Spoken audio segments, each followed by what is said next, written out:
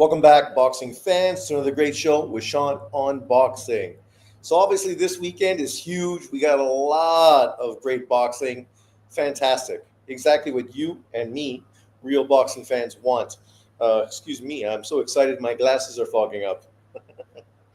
But we're going to break down the big fights this weekend. Obviously, we got fights from Europe all the way to North America. So, for you in the States, this is going to be a full day boxing marathon for you, which is fantastic. For me, I think probably I'm just going to wake up to watch the Usyk Dubois fight from England, which probably be like 5 o'clock in the morning here, and then I'll just carry on from there. But we will see. So chances are I won't be going live for the Usyk fight, which obviously is on DAZN. So I could do that live, but because it's on DAZN, I can also go back and just watch stuff afterwards. I don't need to see it live since obviously it's inconvenient for me. What's up, Greg? Welcome to Boxing with Sean. So let's get to this. Obviously, this is going to be a sensational boxing weekend. The Usyk Dubois fight. Obviously, this is the big rematch. There's been a whole hell of a lot of back and forth between both of these camps. Dubois' team has really been acting as if somehow they were robbed in the first fight. Whereas, I mean, anyone that watched that fight, I don't know how you could justify saying that Dubois was robbed. Did Dubois win any rounds in that fight outside of the one where he landed a low blow? After that, he ended up just crumbling and falling apart. And even if that's because he feels he was screwed over mentally, that only reinforces what we've been saying about Dubois for a long time. Mentally, he's just not that strong. And a little bit of frustration can easily wither and break that character. Hard Recoils in the house. What's up, my man? Overall, though, this card was kind of disappointing. Obviously, it's a very UK heavy card, which probably isn't going to be very entertaining for American-based fans outside of the first fight, the main event. Outside of that, I don't know if there's a lot on the card that really is going to make you excited to pay $24, $30 to watch this card. Let me know what it costs for you. I think for me, it's the same as last week, $24, which isn't bad. I mean, that's less than 1,000 NT. So no big deal, no big deal. Wayne Evans is in the house. What's up, Wayne? Let's break it down. So you can see the card here. It's a whole hell of a lot of not much, right? I know this is a DAZN card. Obviously, they're paying Usyk and Dubois huge cash. So I think they felt that they would save money by pushing some lesser fighters in the undercard. Obviously, Lawrence Okoli is going to be fighting Kevin Larna, the South African fighter. It's not a bad scrap, but to be fair, Kevin Larna is not an elite heavyweight. He wasn't an elite cruiserweight.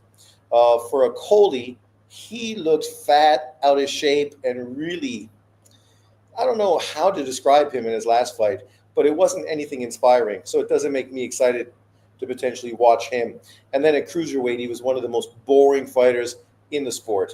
So there's not a lot to get excited about. Daniel Lapin, he's somebody that's of interest. If you've been watching the build-up for the Usyk Dubois fight, and obviously the fighters in camp training, you see that Lapin has been training with Usyk as a training stable partner. So, we've seen him, we've got to hear from him. We've obviously been introduced to him. He's a young up-and-comer, so it'll be interesting to see how good he truly is. Greg Sanders says, I was high on Okoli. What happened? What happened? He used to be someone I enjoyed watching. Undercard is disappointing. It's $20, still much better than PBC pay-per-views, which is true. $20. So, yeah. So I think you're paying less than I'm paying in Taiwan. Rip off. Then, of course, we have Lasha something or other. I don't know who he is. And Adam somebody or other. I don't know who he is. Vladislav Serenko. That fight probably isn't too bad.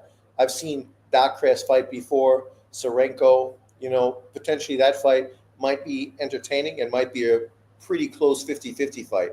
Might actually be the best fight on the card, outside, of course, of Usyk and Dubois. But truthfully, this card is kind of disappointing. If we wanted to talk about cards that weren't inspired matchmaking, this would be the one. As far as the main event, that shit is fucking dynamite. You're legitimately getting two of the best fighters in heavyweight boxing. Obviously, Dubois has an IBF world title, but in truth, that's an email title. We know that Alexander Usyk is truly the undisputed champion in boxing, so that other shit don't mean nothing. It's kind of like David Benavidez' bullshit title when we know that Bivol is the undisputed champion. I mean, the politics of boxing makes shit fucking screwed up consistently, but us boxing fans, we don't need to really perpetuate this myth. Alexander Usyk is the undisputed heavyweight champion of the world. He's done everything he needs to do that, and now he's even defending his title against Daniel Dubois. So it's fitting. Obviously, Dubois earned this opportunity. He's come back after that Usyk loss and has really shown up and shown out. He's really earned it and really got people excited. In the UK, a whole hell of a lot of people think that Daniel Dubois can win this fight. But what about you guys in the comment section? 6 of you in here. Who do you think is going to win between Usyk and Dubois? This might be the worst undercard ever. Alan, it's definitely one of the worst. I was happy when Nicole got exposed. Actually, his style got exposed. Well, at cruiserweight, he was such a boring safety-first fighter. At least in heavyweight, he's kind of being a little more physical and a little more dominant. But his body just looks fucking terrible. Terrible. He's like fucking the 6'5" fucking black Andy Ruiz. Definitely nothing inspiring. It's Euros. Euros.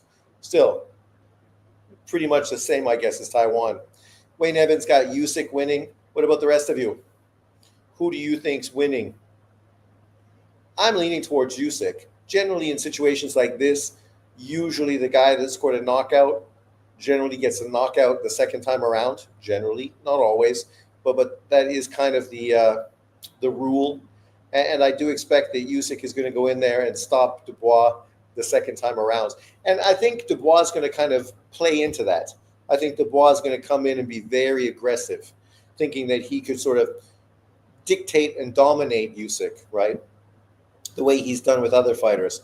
But I think what that's going to do is just walk him into real clean, flush shots. And once he starts feeling a few too many of those, I think the end is near. I don't know if it's going to be faster than the first fight, but I would not be surprised at all if Usyk stops him faster the easy time around. Alan says Usyk easy, but I do expect a low blow barrage from Dubois. Don't be surprised, right? I mean, as a ref, of course, that would be the first thing you would expect. You know they're going to be trying to go to the body because they think somehow that is the key to victory, right? And I mean, you know, it might be the key to something, but probably not victory, but maybe disqualification. This could be a sort of situation like remember when Riddick Bowe fought the guy from Poland? What was his name? Good fighter, but the guy had fucking sabotage written all over himself. I mean, in both of those fights with with Riddick Bowe, he was winning those fights, looking great, right? But he just sabotaged himself consistently. Even though he's winning the fight, he still had to keep hitting him fucking low. Gallardo. Oh, what a fucking crazy fucking 2 fights those were. And literally you're sitting there pulling your hair out going, what are you fucking doing? What are you doing? Stop hitting him low. And he just couldn't fucking stop, man. So we might see something similar from Daniel Dubois, especially if he starts getting tagged early on and gets frustrated. Then we could expect that maybe we're going to have Riddick Bowe Gallardo fucking top number 3 out of this fight. I would not be shocked. I would not be surprised. Here you go. Obviously, this fight's really stoked. I mean, I don't know why Americans aren't talking about this more, because in truth, you have 2 of the best fighters in boxing. When you look at what Dubois done in his last 5 fights, really impressive. Obviously, he lost to Usyk, but there's no shame in losing to Usyk. And then you come back and you beat Hrgovic, you beat HA the way you beat him, and then you beat Big Gravy. I mean, you know, he should be very proud how he bounced back after obviously some less than stellar performances. And for Usyk, he is the UK killer. This guy has just taken the heart out of every UK heavyweight in fucking boxing. starting with Chisora, moving to Anthony Joshua, taking fucking Daniel Dubois, and then Tyson Fury. Is there any other UK fighters that this guy needs to fight after he beats Daniel Dubois for the second time? At this point, I think the only guy potentially you could put him in with would be who? Moses Atama. And I definitely don't think they're going to fast track Moses Atama into that fight. But that would be a really intriguing matchup. Obviously, Moses is green compared to Usyk, but he's faster than everybody that Usyk's fought. He's smaller, more mobile. So stylistically, you could see that it could cause some real problems for Usyk. I don't expect that fight to happen. But outside of him, what other fucking UK fighter makes sense at this point? I mean, some people have been talking about how they'd like to see Usyk retire, but I don't know if I want Usyk to retire. I mean, Usyk looks like he's in his groove right now. If he goes in there and dispatches Dubois impressively, why do we want him to retire now? Just so we could say he retired undefeated? I mean, like Andre Ward, like that's significant. It don't fucking mean anything when there's other things you could actually do, right? A Parker fight versus Usyk would be a great fight. Parker deserves that opportunity as well. You obviously have the Turkish-German kid who is a fucking really great fighter and one of the most ignored fighters in boxing, right? I would love to see Usyk against him as well and see if Usyk could really deal with his body work, because his body work is on a whole fucking another level. That guy is just the body snatcher 2.0. He's destructive, man. So those fights I think would be really intriguing. Obviously, that's two more top 10 fighters you could put into Usyk's resume. At this point, obviously Usyk is a future Hall of Famer, but people talk about him being considered the best heavyweight of all time or one of the top 5 or top 10 heavyweights of all time. Kabayel, yes. But unfortunately, when you look at what he's done, he hasn't had that many fights, even though the level has been fucking really high. Chisora, AJ, Dubois, Fury. I mean, it's only 7 heavyweight fights, but all 7 of those fights are fucking elite fighters, right? So you might not have that 25 fights that many other fighters had, but at the same time, when you're fighting this high level of opposition, fight in and fight out. And then, of course, what you did at cruiserweight, where you were fighting all the best cruiserweights and dominating there, and then you went to heavyweight and you've done the exact same thing. It's pretty impressive. But as far as a top 5 heavyweight of all time, let me know in the comments, what do you guys think? Would you at this point, if he beats Dubois, stops him impressively, even goes on and beats Parker and then retires after that, would you have him a top 5 heavyweight of all time? Let me know.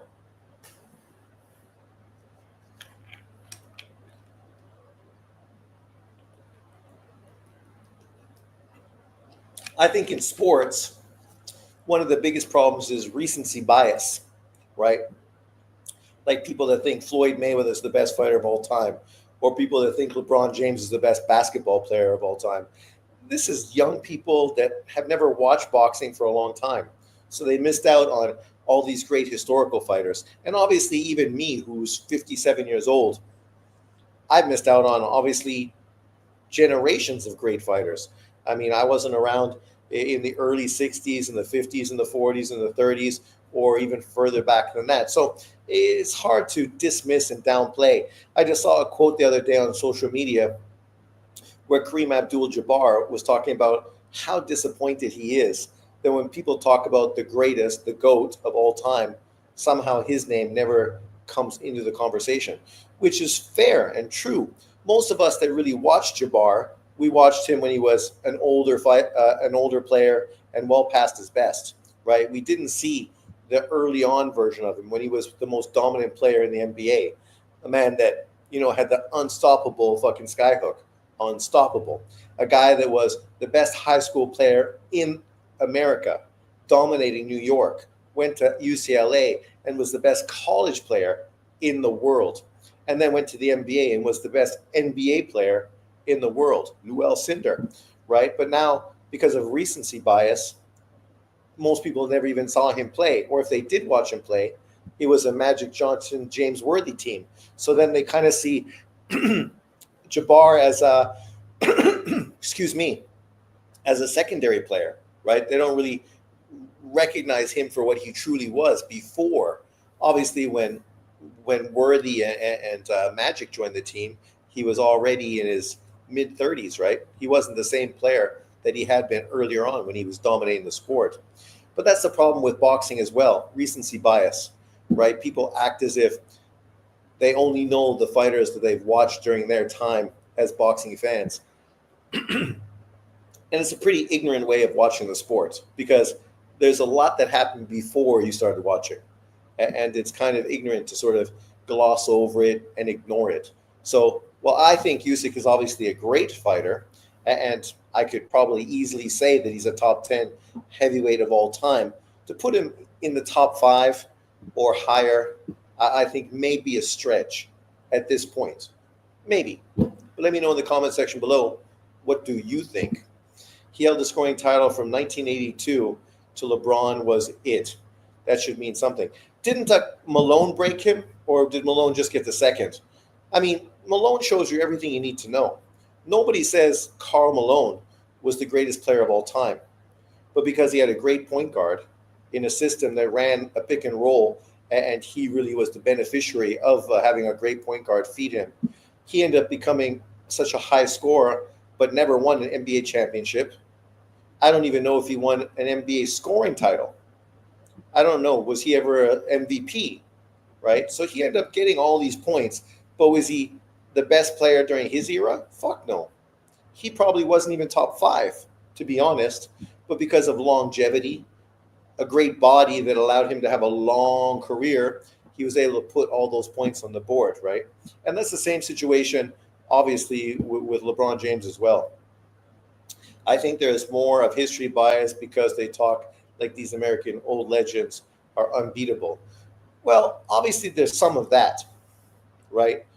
People are going to sort of reminisce about how great people were back in the day, right? But to be fair, when you compare historical boxing to today, 15-round fucking world title fights, right? How would today's modern fighters, Shakur Stevensons, Devin Haney's, right? Teofimo Lopez, David Benavidez. How would these modern fighters do if they had to fight an extra 3 rounds and go to 15-round fights, right? I mean, I think Floyd would have done well. I think Manny would have done well.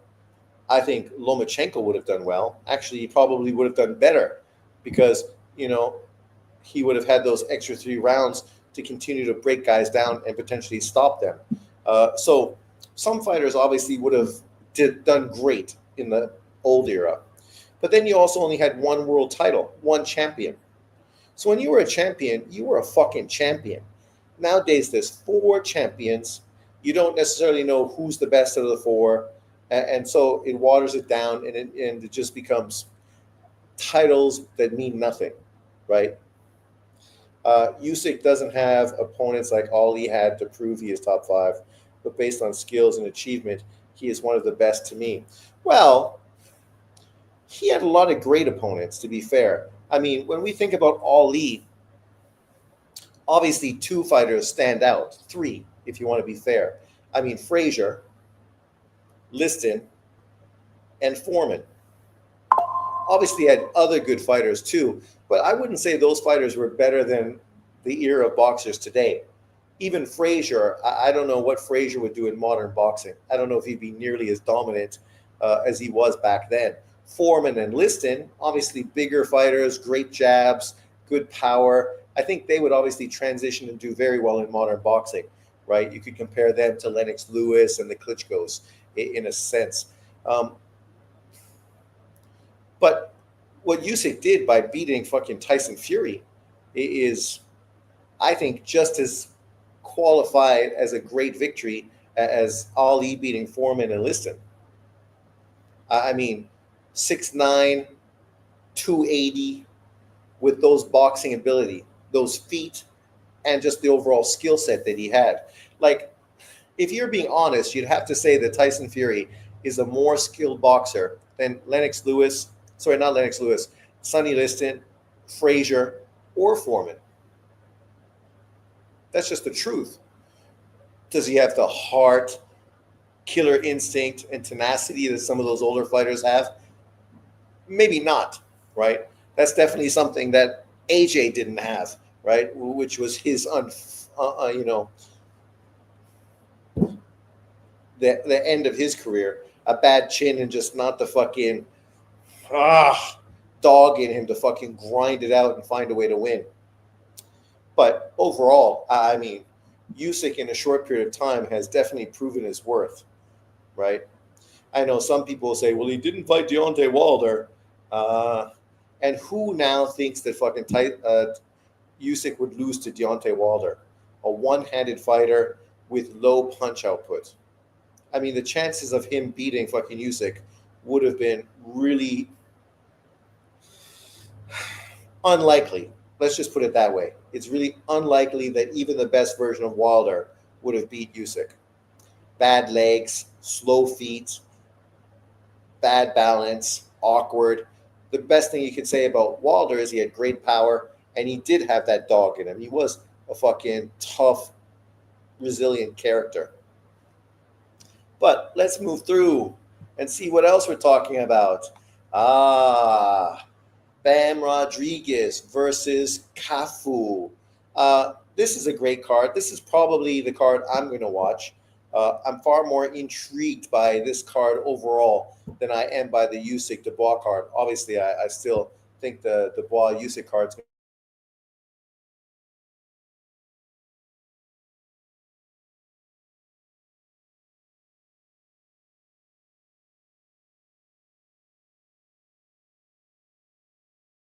going on with my internet. I'm back. But yeah, when you look at that, Ammo Williams, I mean, Ammo Williams has holes and problems, right? Obviously, he's pretty stiff. He doesn't have the best ring IQ, but he's definitely one of the better fighters in his weight class.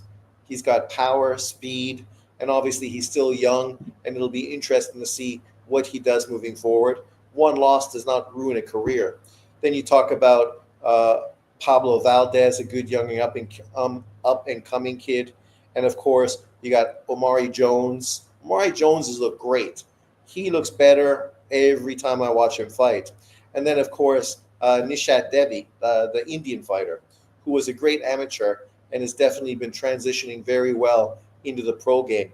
And people are really stoked about him because, in truth, he could be the face of global boxing, right? With 1 billion people in India looking for a star, he is potentially that star. He's a good-looking kid. You could definitely see him start doing Bollywood films once he fucking gets like a world title, and then he's going to be like a world champion. They start doing boxing events in India, shit's going to be crazy, right? Indian fans are mental. Everything people hoped that they'd get from the Chinese market, they will get from the Indian market. If you watch India versus Pakistan in cricket, fans are fucking diehards. Crazy. And if you make him into a champion, start doing Bollywood movies, doing the old da da da da da da. I mean, he easily could be the face of boxing around the world because you got 1 billion people that probably are going to be all over him. And the way India would promote him, just all the commercials and all the things he would sell. Unlike America, where boxers don't really get a lot of endorsements. Him from India doing Bollywood movies, holy fuck, man. You would literally see that guy's face everywhere in India. Everywhere. Posters would be all over the place. Not just movie theaters, but fucking posters all over. They have the Bollywood movies all over TV. When I went to India, that was the only thing that they showed was like music videos, which are just clips from the Bollywood movies. And that shit just played fucking circled 24 hours a day, 7 days a week. So he could easily be a superstar. The question is he good enough to become a champion? And if he is, pay attention to him. Devi, Nishat Devi. And then, of course, we got the two main events. Diego Pacheco versus Trevor Macumbi. I think my prediction was Diego Pacheco with a 4th round TKO. I think Pacheco's going to look great destroying Macumbi. Obviously, it's a good opponent. If he goes in there and scores a spectacular knockout, that's great, right? It's kind of the equivalent of Hamza Shiraz knocking out fucking Berlanga. Getting a great knockout always is good for your profile. People are going to be talking about you. The knockout is going to be shown all over social media. Potentially, it might become a meme. So these kind of things definitely help your profile. And right now, at 168 pounds, with Canelo Alvarez in that division, Hamza Shiraz in that division, there's some money to be made for a guy like Diego Pacheco. And I think easily he's the best fighter in the division, right? Outside, of course, of Canelo. Would he beat Canelo at this point? Maybe. Maybe. And then, of course, you got Jesse Bam Rodriguez against Pumile Kafu, the South African champion, unification fight. You guys watch my channel. You know I'm disappointed that Jesse didn't go to 118 and try to get a fight with Junto Nakatani. That would have been 2 pound-for-pound up-and-coming young fighters going at each other. That shit would have been fucking huge. Huge. Historic, right? And for both of them, it would have really helped propel them forward. Fighting Kafu, I mean, for you and me, boxing fans, we're going to watch it. We're going to be excited. But for casual, especially casual American YouTube channels, they're not going to talk about it unless fucking Bam looks bad. Unless he gets exposed, they're probably going to ignore it completely. If he goes in there and looks sensational and stops Kafu in a great fashion, you're probably not going to hear fucking anything from those channels talking about the fight at all. He's American, but most of those channels don't care that he's American because he's not the right American. So they're not going to be excited about promoting him, about pushing him, about moving him up the pound-for-pound top 10 list or anything of that nature. So, yeah, I mean, I expect that he's going to score a sensational knockout.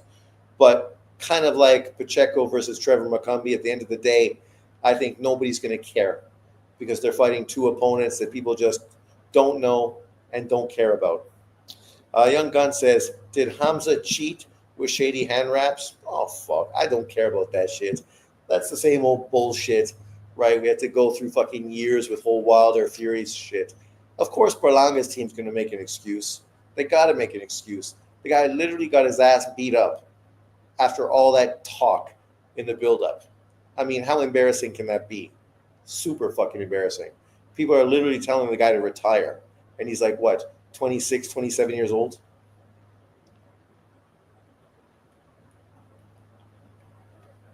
I mean, everyone that watched boxing knows that Hamza Shiraz is a better boxer than Berlanga. More skilled, right? Even in my breakdown, I picked Berlanga to score a knockout win. But I said that, when it comes to skills, Hamza Shiraz is way fucking better than Berlanga. The problem is I'm not sure how resilient and tough he's going to be at 168 pounds. And I don't know if his chin is going to be that durable, right? But the truth is, it was Berlanga's chin that wasn't fucking durable. That guy got cracked, and it was the end of the story. And he got cracked because those were clean fucking shots that he got hit by. Clean shots. And not one big left hand that he didn't see coming. No. Multiple fucking clean shots he got caught with. And early on in that fight, when both guys were throwing shots, you knew someone was going to get knocked out because they were fucking throwing with like real force, both dudes, right? And that's why, for me, I felt even more convinced that Berlanga was going to score the knockout early on in a counterpunch. But I was proven wrong. So hats off to Shiraz. It's crazy how Berlanga can take Canelo's power. Well, he took one shot, right? There was no follow-up punches. And that's the difference. If you watch the first knockdown that Hamza Shiraz got on Berlanga, it wasn't one punch. It was multiple punches that landed clean, right? And then he got up and got caught clean again. Clean shots. Not like high shots off the temple or behind the head or grazing punches. No, fucking clean shots right off the fucking chin, right? If you ain't cheating, you ain't trying. Exactly. Only losers cry about fucking cheaters. That's it. And that's expected. You lost. You were cheating too. The difference is you cheated worse and you got beat. So now you're going to cry about cheating. It's like everyone fucking moaning about PEDs. David fucking Benavidez. That dude needs to shut up. Him trying to fucking expose Canelo's team. It's like, whatever, dude. You got one of the biggest fucking drug cheats in history in your fucking corner. In history. That's why you're not getting caught, because you have a fucking expert in your corner. Maybe the problem with Canelo's team is they don't have an expert in their corner. But at the end of the day, who cares? I watch boxing to watch matchups. It's not my responsibility to fucking worry about gloves and mitts. You had a guy fucking in the corner watching the dude get fucking taped up. Literally.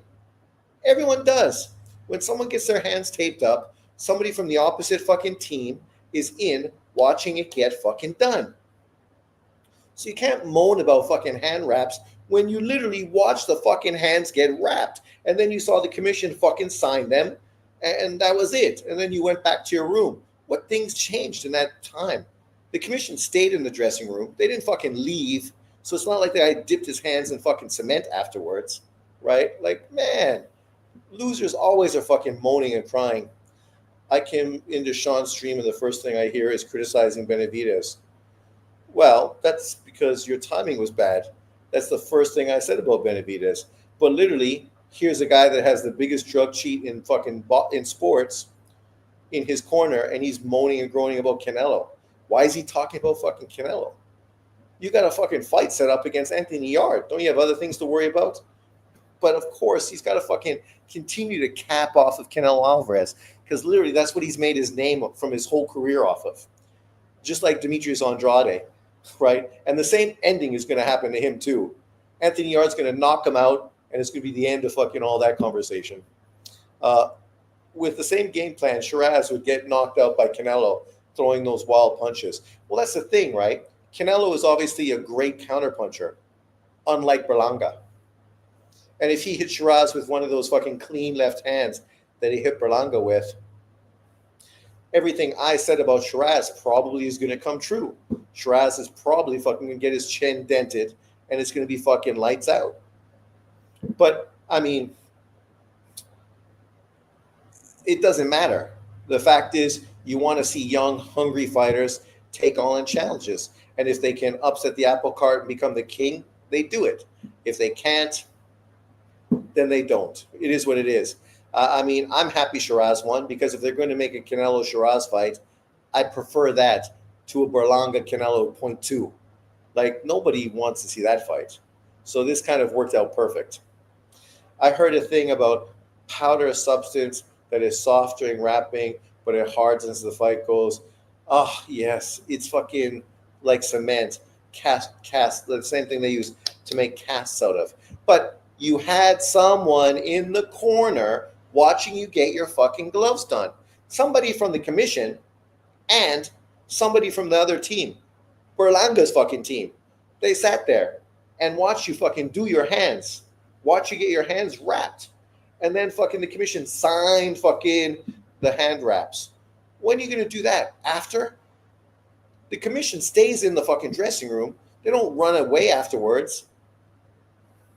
But, yeah, always going to be some bullshit. You come into streams and the first thing you say is crying or complaining. Well, you know, we're talking boxing and he's fucking pushing narratives. That's the problem with most of these guys that come here and fucking troll, right? Like, we're talking about literally this fight card. Of course, it brings in Canelo because Pacheco is a 168-pound fighter who potentially is in line for a Canelo Alvarez fight, or a Christian Mbili fight, or another big fight at that weight class. Obviously, there's a lot of big fights at 168 pounds. So, of course, Canelo's name came into it. And the only thing Benavidez came into is just because literally still every day on social media, I see that guy fucking talking about Canelo. I never see Canelo talking about him. Literally, never.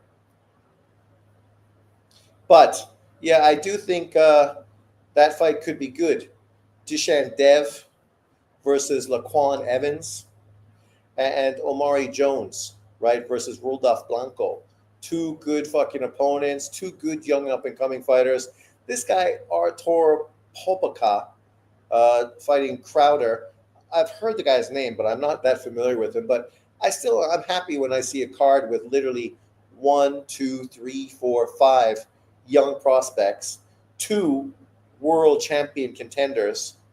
Oh, sorry, one unification, multiple weight world champion, and one guy who's a world title contender. And even Ammo Williams is a world title contender. So, the card looks good. And then, of course, this card, what can I fucking say? They're going to charge, what, $80 for this fucking shit? It's on Prime Video, so that's good. At least if I wanted to watch it, I could watch it. But I ain't fucking watching this card. I'm not spending money to fucking support the PBC pushing out this kind of bullshit fight. Even though I'm a huge Pacquiao fan, and there's nothing I would rather see than Manny Pacquiao win and retire. But, I fucking can't stand these kind of bullshit fights, which are marketed for casual sports fans. So financially, I know what they're doing. They're just trying to fucking juice casual fans by putting big name fucking matchups on a card, even though real boxing fans should fucking know better. Speaking of Benavidez seeing Morrell struggle this past weekend, Gay, are you giving Yard more a shot to win? It's clear Morrell and Benavidez aren't cracking like they did at 175. I always felt that Anthony Yard would give Benavidez a tough time, even before when they were talking about him moving to the division.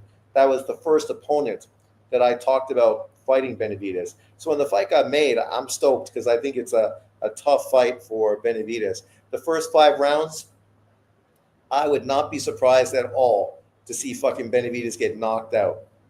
Not at all. And PBC fighters get exposed fucking all the time because of fucking inactivity and weak fucking schedules, right? And once they have to step up and take on legitimate opponents, we see what happens. These dudes fold consistently. So I'm not surprised if Anthony Yard goes and knocks him out.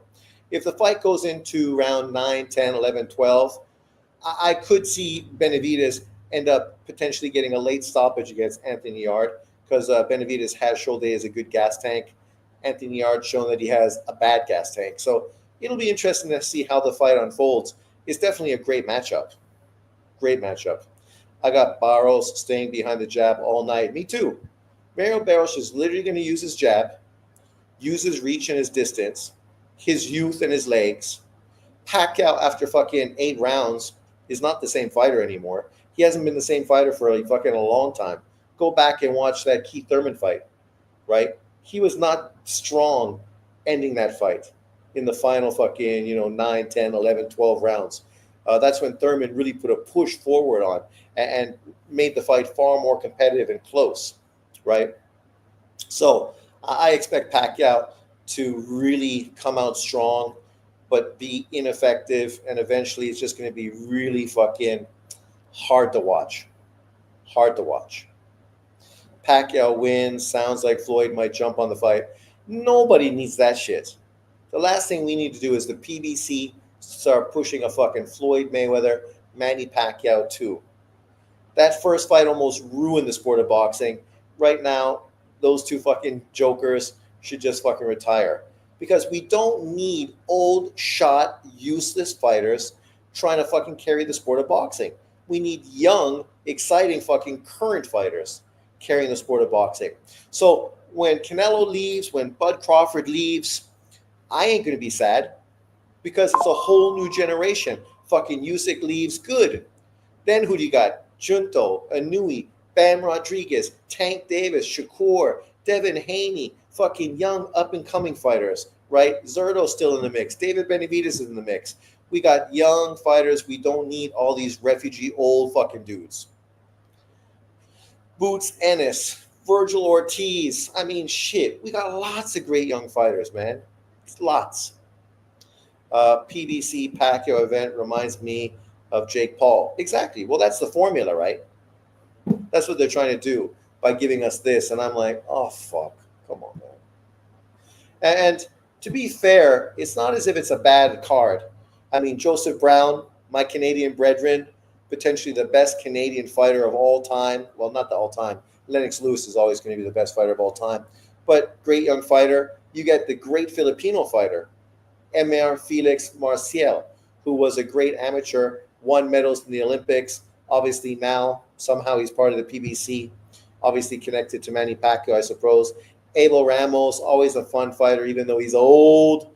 Gary Russell, again, who fucking needs to see Gary Russell? Gary Russell hasn't fought in years. The last time he fought, he got beat by Mark Magsayo. I don't even care about watching Mark Magsayo. But those two guys are on this undercard. Dave Picasso on the undercard, that's great. But unfortunately, Picasso should have got a fucking Inoue fight, but he literally ducked the fight. So he could be on the undercard of Manny Pacquiao. You tell me Picasso's getting more money being an undercard fighter than he was getting offered to fight Inoue as a headline fighter. Bullshit. Bullshit. No fucking chance. Figueroa versus Joey Gonzalez. That is probably the best fight on the card. Obviously, Isaac Cruz, Angel Fierro was a good first fight, so the second fight's probably going to be entertaining as well. So you got those two fights that are really good 50-50 fights. Then you got a bunch of old refugee fighters, Magsayo, Russell, Ramos, right? Two good young fighters. I don't know who the Vargas kid is, but Marcial and Brown. I don't know who Gamez is either, but I assume that both of those guys are young fighters as well. And then you got fucking Manny versus fucking Barrios and Funduro versus Tim Tszyu. Two fights that never should have fucking happened. Two fights nobody was asking for. We got Ricky Hatton, Pacquiao, Mike Tyson, Roy Jones, Paulie Malignaggi. Laugh out loud. Should be a seniors division. Oh, fuck. Those dudes should just fuck off, man. All of them. Fuck off. This sets up the Gary Russell-Mike Magsayo rematch. And no one cares. No one fucking cares about that fight. Nobody remembers that fucking fight. It's been so long that fight is ancient fucking history. If you make that fight, some people are going to think it's the first time they fought because that's how long it's been and that's how casual so many fans are, right? It sounds like you're really down on Tim Tszyu. Tim Tszyu got fucking destroyed by Murtazaliev. And what did he do to come back to earn a world title fight? Not a fucking thing. Nothing. So I'm not going to be surprised at all when Funduro knocks Tim Tszyu out inside fucking 7 rounds. Won't be surprised at all. Look forward to a fucking Hamza Shiraz type of ass whooping that Tim Tszyu is going to take in this fight. All to do what? Continue to be fucking used and abused by the PBC. A company that uses you and a fan base that fucking despises you. Make that make sense. I'm picking Funduro, but Tim might surprise you. This is going to be like Ali versus Holmes. Yeah, that's what it is, exactly. It's going to be fucking cringeworthy. Like Jake Paul versus Tyson, right? It was hard to watch. I don't want to see Pacquiao be fucking embarrassed by a fucking bum-ass opponent like Mario Barrios. He already got exposed and embarrassed by fucking the Cuban before he retired. Yeah, it's not a fight anybody wants to see. Sean Gary Russell got a title shot off of a loss and beat Rayo. No, it's not that Gary Russell. Is it? No.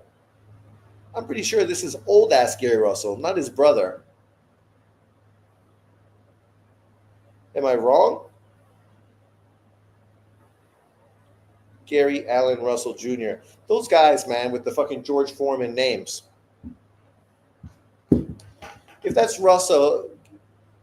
Gary Russell defending his title, okay, it's fine. But then again, he's defending his title against who? Somebody I've never fucking heard of. So, once again, it's a world title fight that is where? 1, 2, 3, 4, 5, 6, 7 fights down on the card. Right? Literally, you got 3 non-fucking world title fights ahead of it. 1, 2, 3, 4 world title fights ahead of it. No, I'm just saying. So then it is the old Gary Russell, right? Let me just check. I could be wrong, but I don't think so. No, yeah, it's fucking old ass fucking Gary Russell, right? Last time the guy fought was 2022. Fucking 2022. Coming off of a controversial loss. I thought he beat Magsaya. That was me. But I'm a fair fucking boxing fan and a fair judge. Now you got him fighting some bum ass fighter who's 15-2-1, coming off of a loss in his last fight. Like literally, that's who you're fighting. You just got beat, knocked out in 4 rounds by that guy, and now you're getting a fight with Gary Russell. I'm just saying, Gary Russell got a title shot off of a loss, so can't Manny get one? It's not that he can't get one. The point is, Gary Russell's brother got a world title fight, and he was primed. Manny Pacquiao's been fucking retired. And came off a loss and then hasn't fought in 4 fucking years. That's like Errol Spence getting a world title fight now. No, he doesn't deserve a fucking world title fight, and neither does fucking Manny Pacquiao. Manny Pacquiao. I love Pacquiao, but Pacquiao fought in 2021. He's been out longer than Gary Russell, and he got beat by fucking Ugas in a fucking terrible fight where he just looked shit and old, and that it was time to retire. Had his face busted up, swollen up big, right, by fucking Ugas. Ugas is fucking trash. I mean, the only thing we can say about Ugas is, I mean, he hasn't fought since 2023 when he got fucking dominated and beaten by Mario Barros. Yeah, I mean, this is what the PBC loves to do. They love to fucking just recycle fighters, right? And they think, oh, they got name recognition. Because these are what PBC fans are. Fucking idiots. Casuals, right? Dudes that fucking want this kind of bullshit. Except when they get it, they're not going to pay for it anyway. But they'll act as if somehow it's really great because the PBC is giving it to you. Really? Which fight's great? Nothing on this fight card is fucking pay-per-view worthy. Nothing. Zero. Zilch. Nada. I did think Ugas beat Porter. Okay. Well, now you're going back fucking to 2000 fucking what? 2000. I mean, he got fucking mollywopped by Spence, then got beat by Mario Barros. I mean, and then hasn't fought fucking for 2 years. I mean, that dude's retired and fucking irrelevant now. But the point was he beat Pacquiao. After Pacquiao was inactive after beating Keith Thurman. And then fucking he's been out of the game fucking since that fight. And now he comes in and gets a world title fight against Mario Barros. This just shows you the problem with these sanctioning bodies.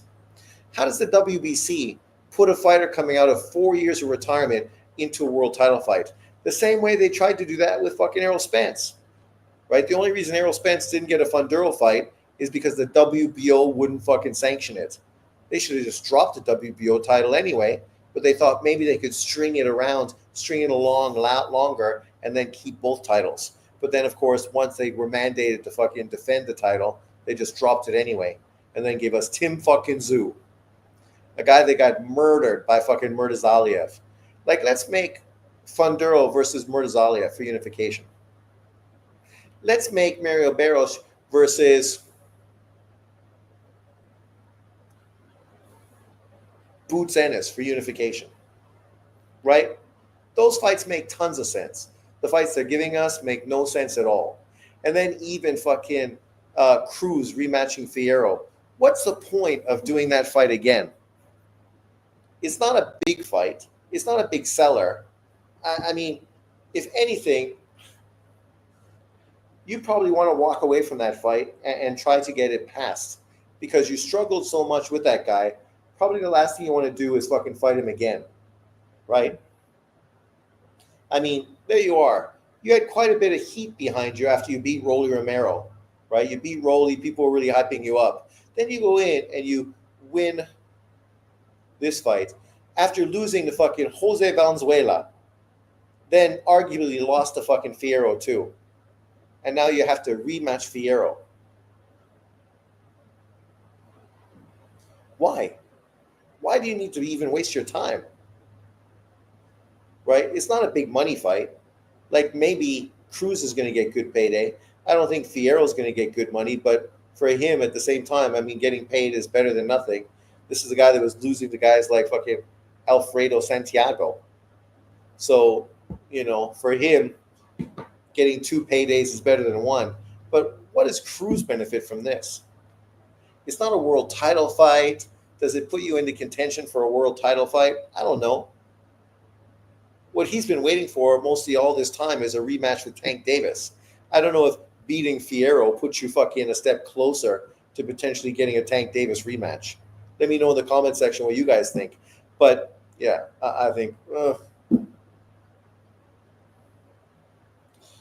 Manny didn't look that good versus the kickboxer last year. He looked terrible in that fight. Terrible, right? I mean, at that point, that's why I'm not excited to see Manny come back. Because, dude, man, everyone gets old. It's time to fucking move on. If you want to do some Amir Khan, Manny Pacquiao exhibition fight in Saudi Arabia, that's cool. I get that.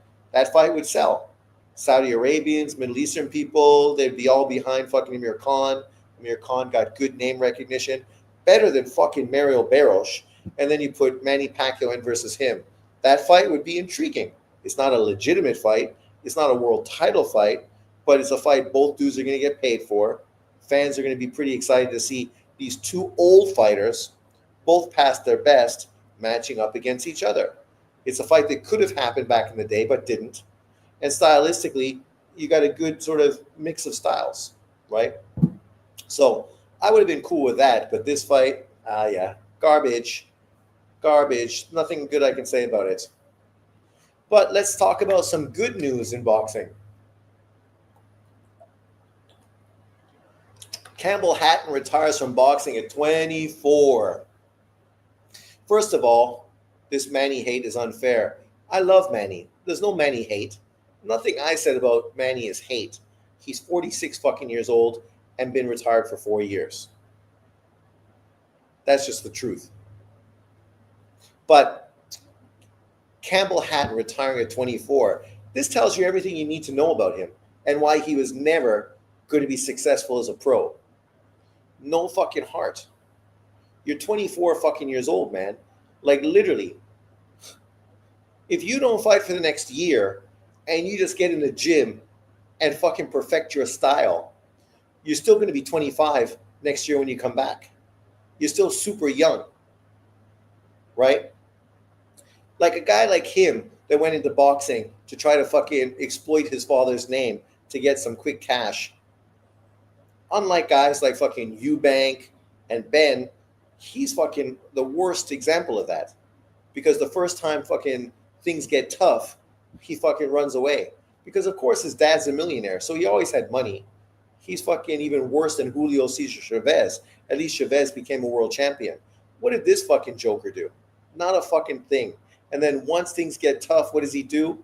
He folds fucking like left, right, and center, right out the fucking gate. Like, what a bitch. Like, and now his dad's coming back. His dad's coming back, but he's retiring. Like, fuck me, man. How embarrassing is that shit? Your dad needs to come back and fight your battles. Basically. But on a good side note, from Mike Coppinger, here's a card that's breaking now. And this fucking is great. And we did hear that this was happening. And I mean, as a boxing fan, this is what you got to love about Turki Al-Sheikh. The dude just makes fucking fights instantaneously. And fights that are great. Big Baby versus Big Baby. Great matchup. Great matchup, right? I mean, Big Baby was supposed to be the future of American boxing. If he can get by Big Baby, Big Gravy, that would be the best win on his resume. He's in with a real fucking tough dude, granite chin, thick and physical, right? So it's not going to be an easy fight. Big Gravy might be fucking kind of limited and garbage, but he's a tough, resilient motherfucker that never stops moving towards you, right? So it's a really good matchup, one that's intrigued for American boxing fans. You better be praying that the young version comes through with a spectacular victory. because this is the only good thing America has at the heavyweight division. And this is your last chance. Well, obviously not, but which guy is coming up now? Fucking Richard Torres? Okay. Congratulations. I'm sure that's going to go far. First of all, he's the wrong color, so he's not going to get any support in America, but yeah. And then, of course, the fight that I'm stoked about, Christian Mbili versus fucking my Guatemalan friend. Oh, this is a great matchup. Both dudes are hard punchers, aggressive fighters. The Guatemalan kid's working with Bud Crawford and his team. So I think this is going to be an exciting fight. And we've seen some chinks in Mbili's armor, right? His last performance, fucking standout, right? Stopping Selecki in that great combination. Beautiful, beautiful. But prior to that, he struggled, right, against Derevchenko. And obviously, Derevchenko's skilled, tough as nails, and even injured, Derevchenko still gave him a tough fight. So it's going to be interesting to see what Lester Martinez is able to do. I would love Lester Martinez to win, in all honesty. I would love it. Nothing would make me happier than for Lester Martinez to beat fucking Christian Mbili. That shit would be fucking dynamite. And obviously, I think Lester Martinez sells better to the American market as well. Speaks English, obviously works with Bud Crawford and his trainer and his team, right? So, there's some real intrigue there as well. But I'm happy when I saw this card. This card looks good. I'm stoked. What is the best fight on BAM's undercard? Well, the best fight, we already looked at it, but let's go back and look. I mean, Pacheco is probably the best fighter on the undercard, right? But then you got to ask yourself if Trevor McCumbee is going to be that good of an opponent. Then you got Ammo Williams, right? Ammo is a good fighter, but obviously beatable. Got beat by Shiraz. Now he's in with, this kid. I'm not too familiar with him. And then underneath of that, you got 1, 2, 3, 4, 5 young up-and-coming fighters. So any of those fights could potentially be great, depending on the level of opposition they're in with. But as I said, Omari Jones is one of the hottest young American fighters in boxing. And then you got Nishat Dev, the fucking Olympic Indian guy. Got 1 billion people in India that are waiting for him to become a star, waiting for him to become a champion. And he will become a star. That guy, if he becomes a world champion, is going to be the biggest name in world boxing. You heard it here first. The biggest name in world boxing. I've been waiting for baby versus baby for years. Yeah, and now the time is right? I mean, both guys coming off of losses. Obviously, for the young big baby, he was kind of exposed, man, against Bacoli, right? Wasn't able to adjust.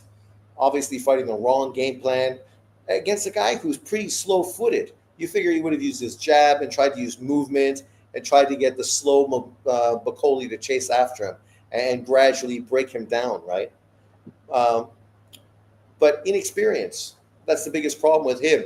That and just desire, right? One of the problems with a lot of these young fighters is they think they are owed something and they don't have desire, like Hatton's kid quitting at 24.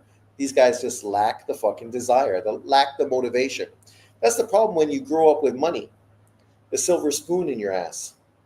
May sound awkward, but apparently it's fucking what everybody wishes for. But you look at these guys' fathers who fucking scraped and came from the gutter, right? Poor, impoverished, tough backgrounds, fucking wild environments with rugged fucking kids. You got to fight your way to fucking survive. And that's why you're a great boxer, because fucking your heart and your mental fucking toughness, right? You can fucking do it. These young guys now, man, they're all pampered. Oh my God. Now a Canadian from Taiwan cares about American boxing. Give me a break. See, you listen to this fucking clown. I care about boxing, not American boxing, not Canadian boxing, not Taiwan boxing, not English boxing, not Japanese boxing, not Mexican boxing. Boxing. Unlike you, a fucking fanboy and a clown who fucking only gonna dick ride fucking American boxers that look like you. I fucking am a boxing fan. And I've been a boxing fan fucking for 50 years almost. It doesn't matter where fighters come from. That's irrelevant. If somebody is great, I'm going to tell you they're great, in my opinion, regardless of where they come from. Unlike you, who with this comment just exposed that you're a fucking tool. What does it matter where I come from and where I live? You're on my channel. So what does that say about you? You're like a cockroach crawling out from under a fucking sofa. And when somebody steps on you, you get offended. Fucking go back, crawl under the sofa, man. Because nobody fucking missed you when you were gone. And nobody will miss you when you move on. Like you fucking talk about Manny hate, right? Is that because he's on the PBC card and you want to dick ride the PBC card? Or is it because you like Manny? Because this comment makes me know that you're a Floyd Mayweather fan and not a fucking Manny Pacquiao fan. So go fuck yourself.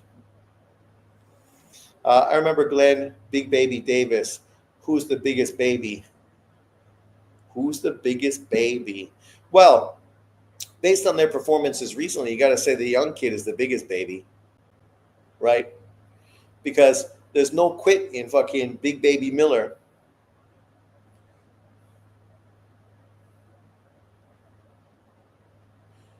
PBC guy. Of course he is. His comment fucking tells you everything you need to know. He only talking positive about Pacquiao because he's trying to fucking dick ride a PBC event, right? But meanwhile, he was never a fucking Pacquiao fighter fucking for Pacquiao's whole career. And now he's going to talk about, oh, look, you're talking about American boxing. Unlike you, not.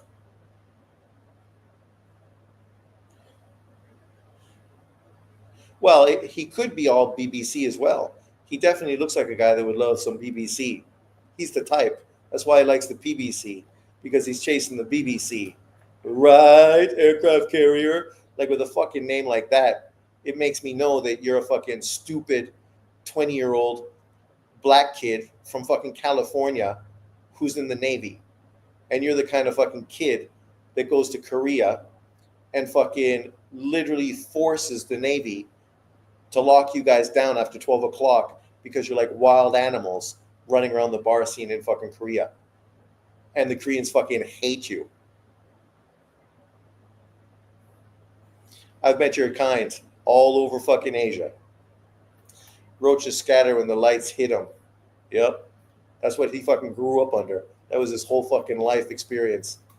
Graduate from PBC to BBC.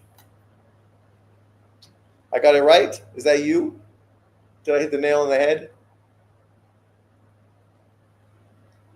12 o'clock, you got to get back to curfew in fucking Seoul.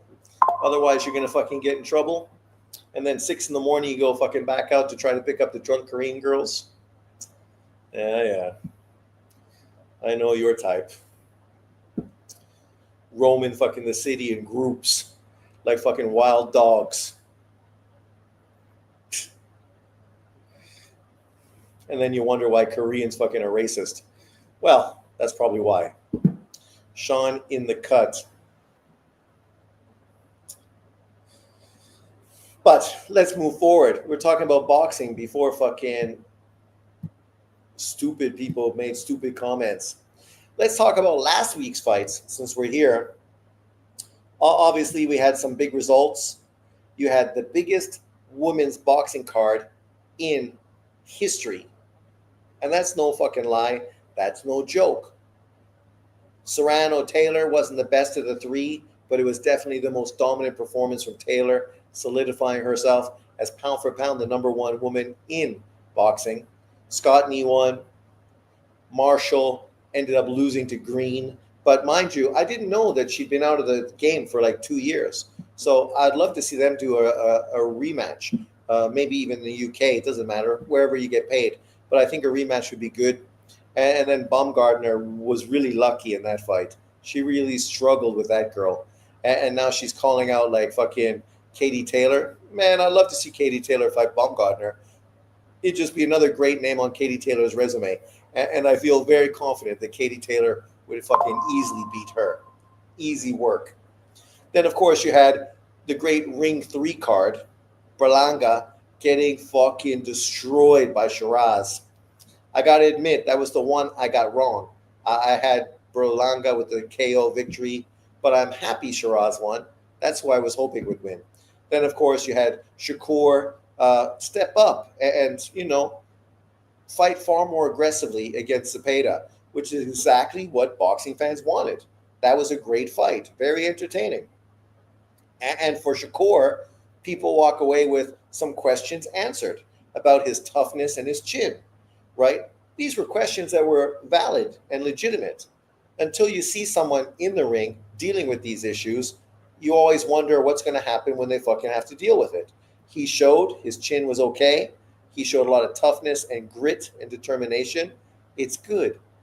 That's going to help him in the long run, specifically if you get a Tank Davis fight, right? Then you're going to have these qualities if you want to beat Tank Davis. Of course, we had Morrell get a gift against Kadiev. Most people I saw felt that Kadiev deserved the victory. I watched the fight afterwards, and I felt Kadiev won the fight. It's unfortunate that Morrell got the win, but I like Morrell, so I'm not so upset. But I was disappointed with Morrell's performance. He seemed happy to be there, but he wasn't making any adjustments to actually win the fight. And then, of course, I predicted that Subriel Matias was going to beat fucking the champion, and he did. I felt that not with the IBF fucking next day weigh-in system holding him back, he'd be far stronger with the WBC. And I think that was the difference. And then, of course, you had the Japanese Lomachenko go in and get his first knockout in his second professional win. So overall, it was a great weekend of boxing. Worked out well. Alicia is beautiful, and she's got a sweet ass on her. A hot topic has been who's better if careers end today, Clarissa or Taylor. If careers end today, Katie Taylor fucking obviously has a better fucking resume than Clarissa Shields. It ain't even close. People are like trying to give Clarissa Shields praise, like John Boxing, for example, because of all the titles and accolades she's won. But yet, when he talks about an Inoue, then, chasing titles doesn't mean anything. Who did you fight? So you see the hypocrisy from guys like him. The problem with Shields is, she won a lot of fucking belts and a lot of weight classes. But who did she beat? She won fucking probably 8 fucking vacant titles. 8! You didn't beat anyone. You're just given the title because they want to charge you money for fucking, what do you call it? Right? Somebody having the title, then they can charge you. But who did she beat? Her resume is not even fucking close to Katie Taylor. John Boxing literally came out and said the only person on fucking Katie Taylor's resume was Amanda Serrano. Which tells you he doesn't know anything about women's boxing, because that's the stupidest fucking comment I've ever heard. But anyways, historically, a trilogy like Katie Taylor Serrano is going to age fucking great. Far better than any fight that fucking Shields has. She doesn't have anything that fucking is even close as far as something that's going to historically be watched, talked about after they finish their careers. I saw Clarissa Shields is in her feelings again. Now she wants to fight Layla Ali. She's been asking for Layla Ali for years. And it's like, man, you want to fight an old woman who's fucking been retired for fucking how long? More than a decade. How fucking pathetic is that? Pathetic. Boxing not awarding a drug cheat. They sent Kadiev a message.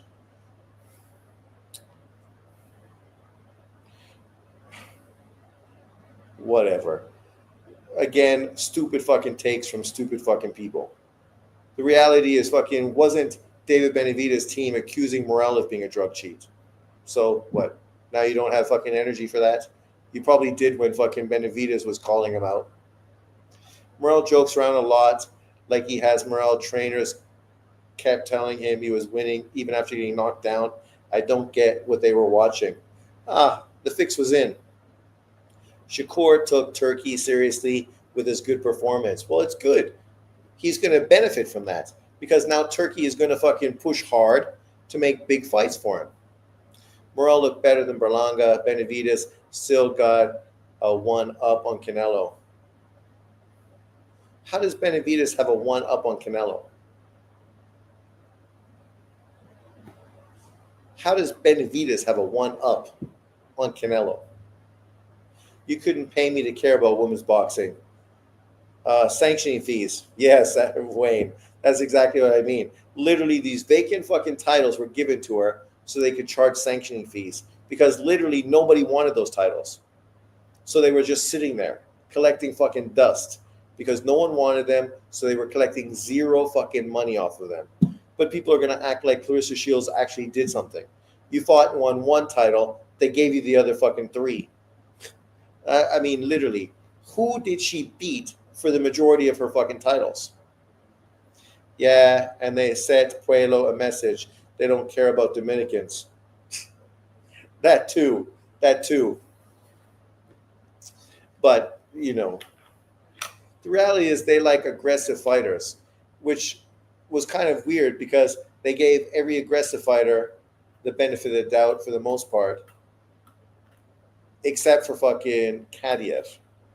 Like even Shakur was aggressive in the fight. Obviously not as aggressive as Cepeda, but he was still aggressive.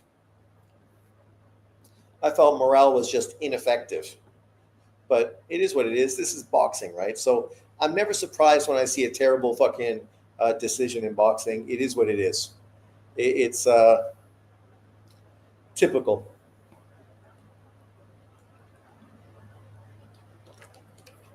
Backram against Lubin is a good fight. Yeah, but if Backram beats Lubin, who gives a fuck?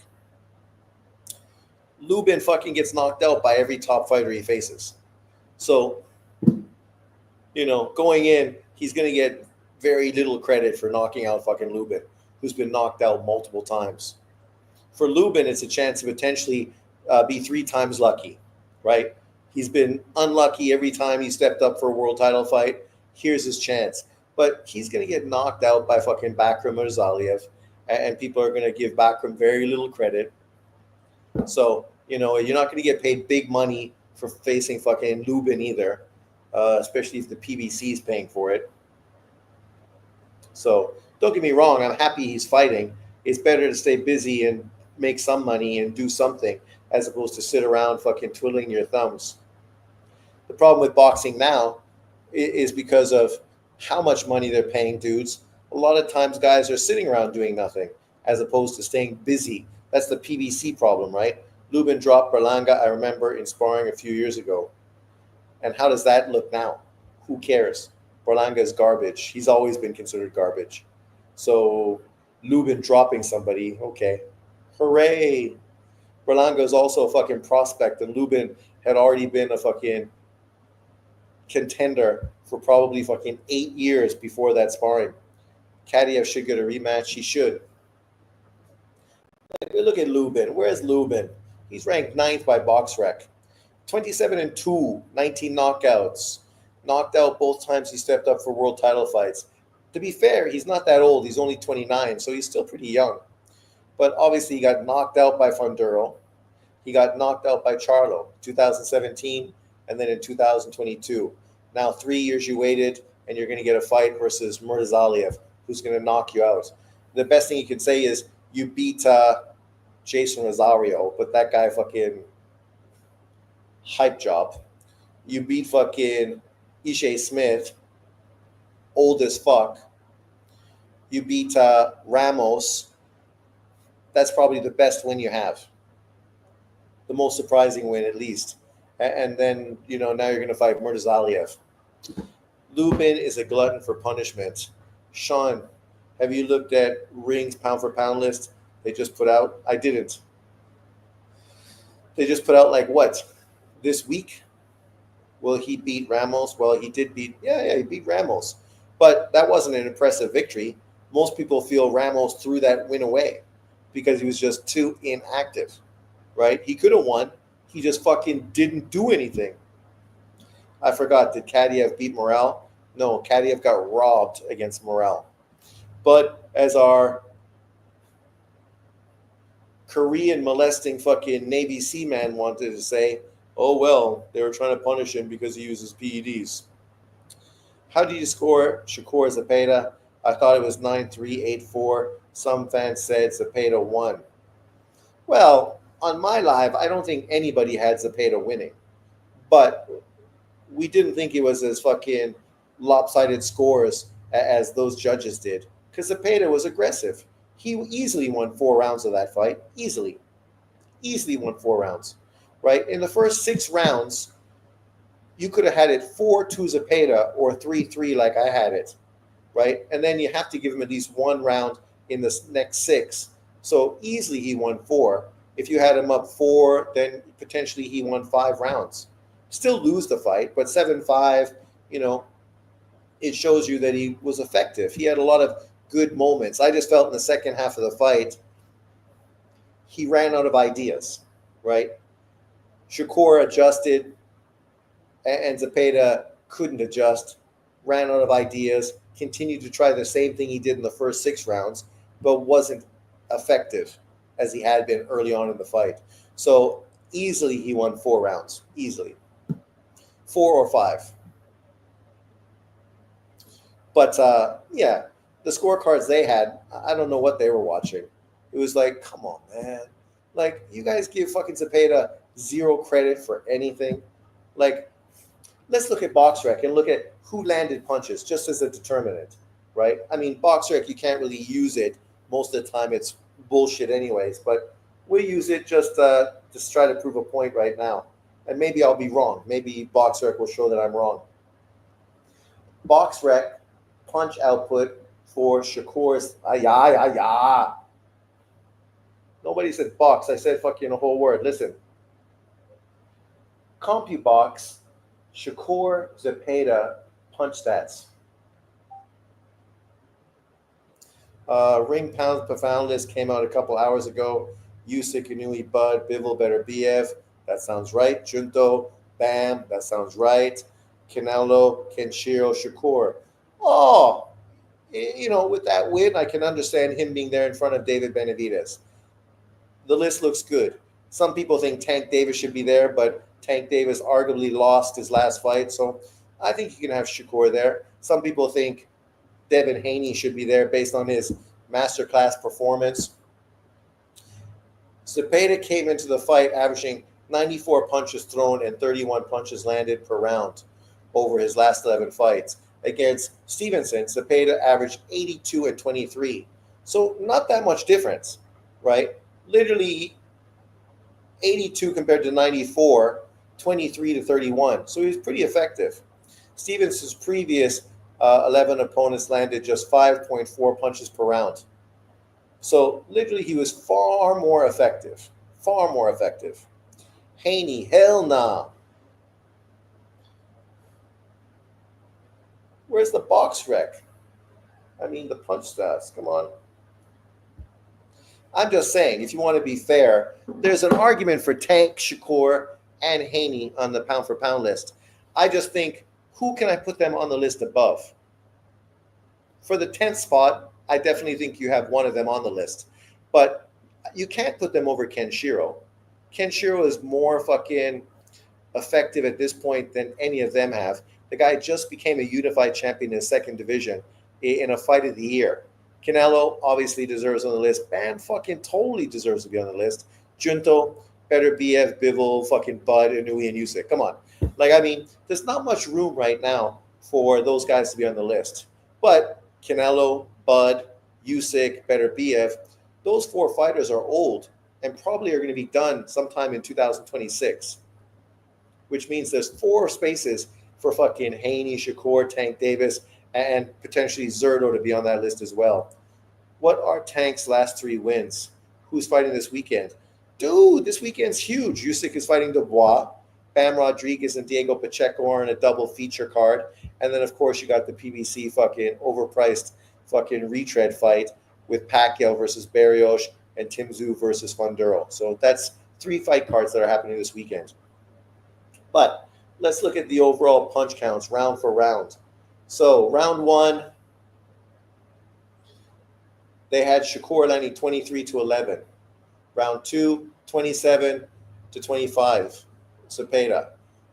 Round 3, 32-25, Cepeda. Round 4, 30-23, Shakur. Round 5, 26-23, Zepeda. Round 6, 24-25. So it's you could go either way with that round, depending on who landed the cleaner shots. So people that had Zepeda up 4-2 are not wrong in the first 6 rounds. Round 7, 26-22, also could be close. Round 8, 26-22. So that's 4 rounds. Clearly he won just based on punch output. And then there's 2 close rounds. So you could have obviously gave him potentially 5, maybe even 6 rounds. Next round 9, 27-24. Next one, 26-17, 22-19, 23-18. So the last 3 rounds you could give Shakur, even though I don't know if Shakur really won the last round. The last 2 rounds he was running and not really fucking being very aggressive. And then you also have to look at who was landing the crisper, cleaner shots as well. So I definitely think Cepeda won 5 rounds, 7-5. I had it, but it was far closer than they said. Even the punch stats show you that. Like there's 5 rounds, Cepeda outlanded Shakur, 5, and then 2 other rounds where they were almost the same. So 7 rounds out of the fight potentially could have went Cepeda's way, potentially. Tank's been at 135 for years, hasn't fought any top guys. What the hell would he be in the pound for pound list? It's not a popularity contest. No, but it's about the domination, right?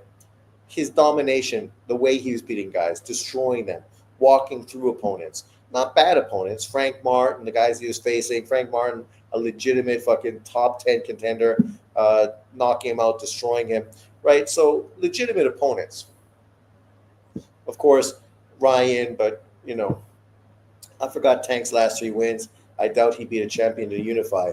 No, he didn't. He was elevated. But you could say Frank Martin was that fight. Do you see Shakur Conor Ben being a real fight at 147? No. Sounds like Ben Eubanks rematch isn't happening. Harder coil, Tank hasn't and won't unify anytime soon. Shakur's shots looked far more sharp and effective. Cepeda punches were blocked or missing most of the time I saw. Yeah, but Shakur shots, not nearly the high volume that Cepeda had. And that was mostly in the second half of the fight. I felt in the first half of the fight, Cepeda was landing a lot of clean shots, especially his up jab. Getting fucking Shakur up against the ropes was landing very well. I think the problem was he stopped jabbing to the body and he stopped using his up jab to the head. And then just started throwing volume, but getting most of his shots blocked off of the arms and hands. I thought Shakur did well. He did well. No one said he did bad. I said he won the fight. 7-5. But his Philly shell needs work. Well, it's the jab mostly that was getting through the Philly shell, right? That's the one punch that's right there, the up jab. No matter how you hold your hands, that's the one shot that's right down the middle and was pretty effective. Sean, what the hell was Serrano doing punching her imaginary friend? Yeah, I don't know how people thought Serrano won that fight. Like literally, she was missing this much on almost every single punch. She tried to outbox fucking Katie Taylor, but then she never got into range to even be effective. Cepeda clearly won the first 4 rounds. Haney, Teo, Jermaine Ortiz, and Dalton Smith smoked Shakur. Well, Evan, you're just biased. You're just biased.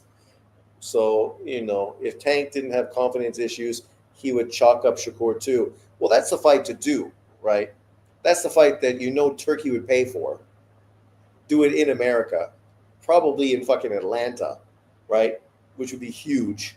And Turkey would do that. The problem is Tank Davis, the dude would rather fucking beat on women, fucking end up fighting once a year and fucking spend the rest of his time fucking on vacation in fucking the joint. Amanda's poor game plan. She needs a new trainer. Yeah, it was definitely a poor game plan. But that's what I said. Her trainer, when has that guy been fucking doing anything? Can't criticize Shakur when he doesn't engage. And then when he fights in the pocket and gets hit, people criticize. But that's boxing fans, right? Like the whole point is if you're going to be more aggressive, you're going to get hit more. But if you didn't get hurt and you landed more clean, effective punches, you fucking won the fight and you impressed people because you didn't bore them and make them fall asleep, which for him was a fucking win-win, right? I don't think anyone walked away from that fight being critical of his performance. But obviously, haters are going to hate, right? Like Evan Deere, you know, the guy showed you he can go out there and he could win boring and not get touched, and he can go in there and fucking go toe to toe with you, even when that's your specialty, and still beat you. So what else would you want Shakur to do? Is he a big puncher? No. Neither is Devin Haney. Neither is fucking Jermaine Ortiz. Zepeda isn't that good, dude. He's B level at best. Yeah, and so is fucking Dalton Smith, maybe a C level, and Jermaine Ortiz. Never fucking done anything impressive outside of give Lomachenko a fight after Lomachenko been out of the ring for a year. I doubt Tank would stop Shakur. I think Shakur outboxes Hungry pretty easy. Could be, right? That's why that's a good fight. It's interesting to see how that fight would look. You can't make the mistakes you made with Zepeda against Tank Davis. But chances are you're not going to fight Tank Davis the way you fought fucking Zepeda. So, it would be a great fight just because you get two of the best guys at 135. Muratalla beats up Shakur easy. Jermaine is way more athletic than Zepeda. Okay. Pac-Man says he is open to Tank fight. If he wins, I could see it. Let's hope he loses. Because I don't want Tank Davis fighting Manny Pacquiao. That fight would be successful, but who fucking needs that shit? Go fight someone real. Why are you fighting a 46-year-old? Go fight fucking Shakur. Fuck that shit, man. We don't know those old fucking retread fights. Jermaine was very competitive with 2 pound-for-pound fighters and 2 future Hall of Famers. Competitive, but lost both fights.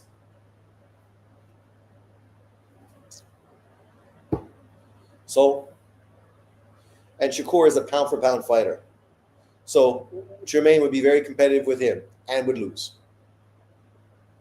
That's what would happen. Against him and Tio, that's a good fight. Shakur Tio, that's a fucking real, he is pound for pound. Same as fucking Loma, same as fucking Tio. Tank doesn't deserve Pacquiao. No fucking way, man. He hasn't even proved he's the best guy at 135. He was bigger than Zepeda and barely won. Oh, Evan, you're just as bad as the rest of these dudes. You guys just can't fucking stop hating on fucking fighters. Hating, man. You guys are so irrational. It's this fucking Trump derangement syndrome you guys have towards certain fighters. It's crazy. Are you picking Norman to cut the ring off and beat up Devin? As I said, I could see Devin winning that fight, right? I could see Devin outboxing Norman and winning a decision. Because the truth is, Norman's never fought any boxer and mover, right? None. So we have no idea how well he would deal with that style. But in saying that, he also got a great fucking left hand.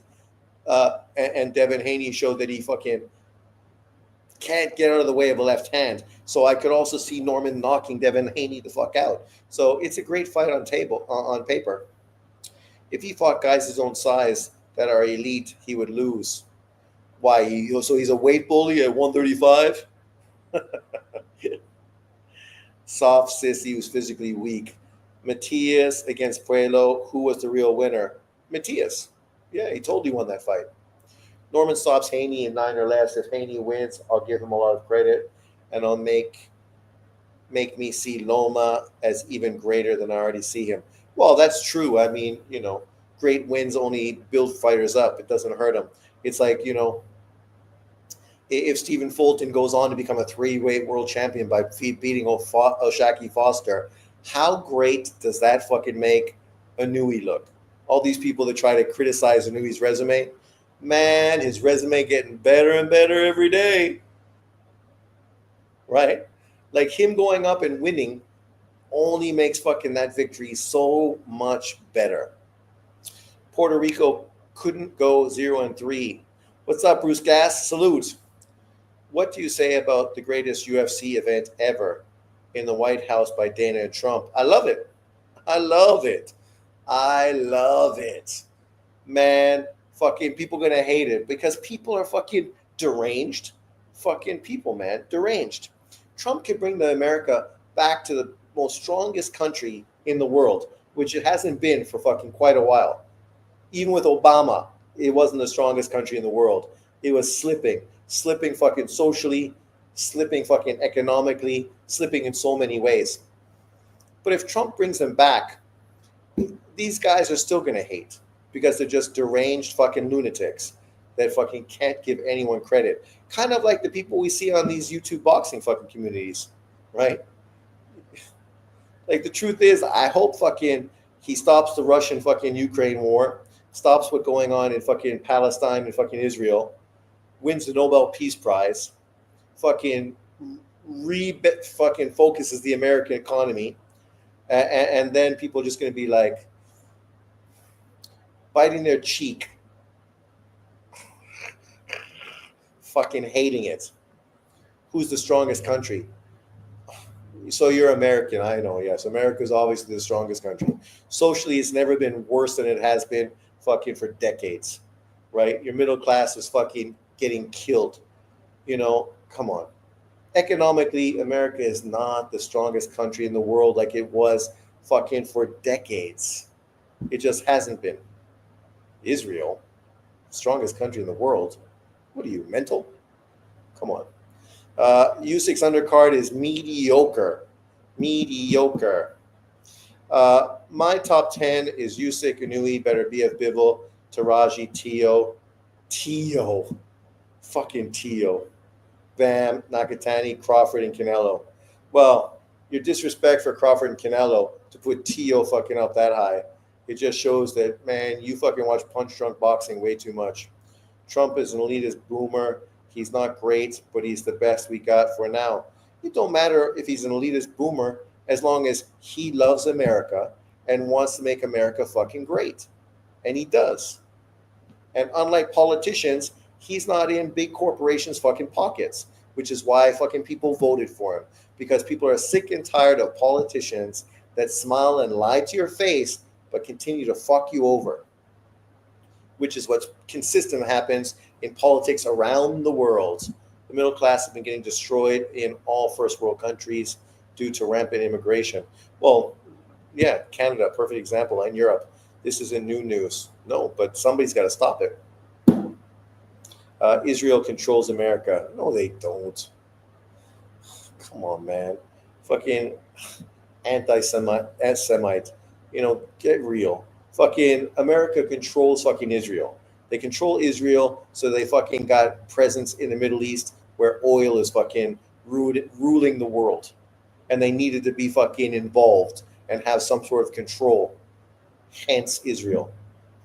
Trump is paid off by Jewish lobby. Oh my God. Just like everyone else in Washington.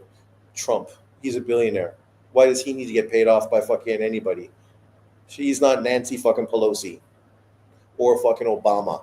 People that got rich in office. Trump lost money in office. Maybe you didn't notice that, but okay.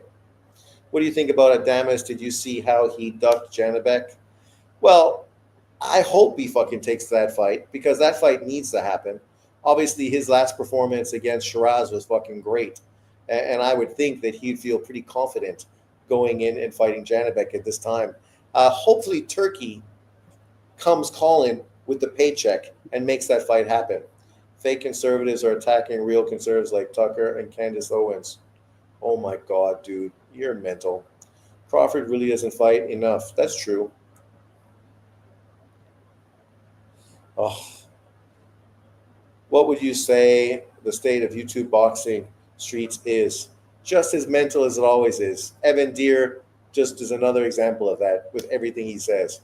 Fucking conspiracy theory fucking guy. Janibek needs to go to 168 at this point if he can't get the Adames fight.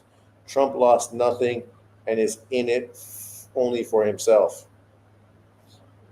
What's he in it for himself for?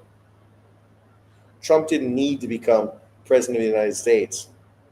He already was a billionaire, doing business, could continue to do that, was on TV, getting huge fucking reviews with that show that he had on. You're fired, right? The perfect caricature for that show. Come on. This is decades of Trump watching politicians fuck over the estates and him finally saying, fuck, man, I couldn't do worse than these fucking guys, knowing that they're also fucking all paid off and in the pocket of big corporation. He called that out when he talked to fucking Clinton's fucking wife. I agree, maybe Adames waiting is a good moment. Trump doesn't even take his presidential salary. He's a narcissist. Who cares if he's a fucking narcissist? Like, literally. Like, why do you care that he's a narcissist? As long as he's going to benefit the country, it don't matter if he's an egotistical fucking narcissist that fucking only makes fucking announcements while looking himself in the mirror. Who cares? Like, who do you want to fucking be the president of the United States? Fucking Buddha?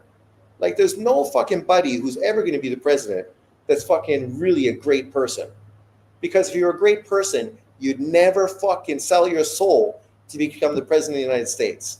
Because to become the president of the United States, you have to fucking sell yourself to get through fucking politics, to move up the political fucking ladder, to get a position where fucking you're backed by billionaires who fund your campaign.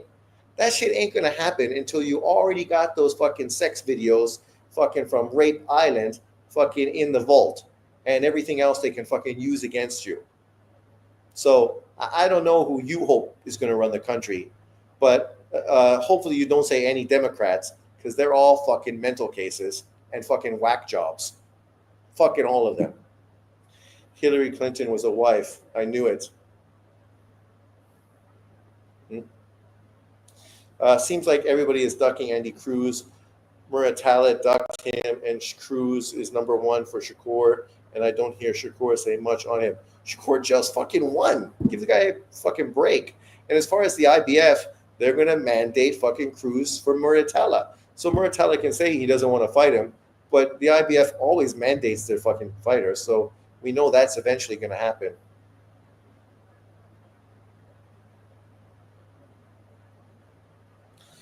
See, again, Bruce, that's the stupidest shit ever.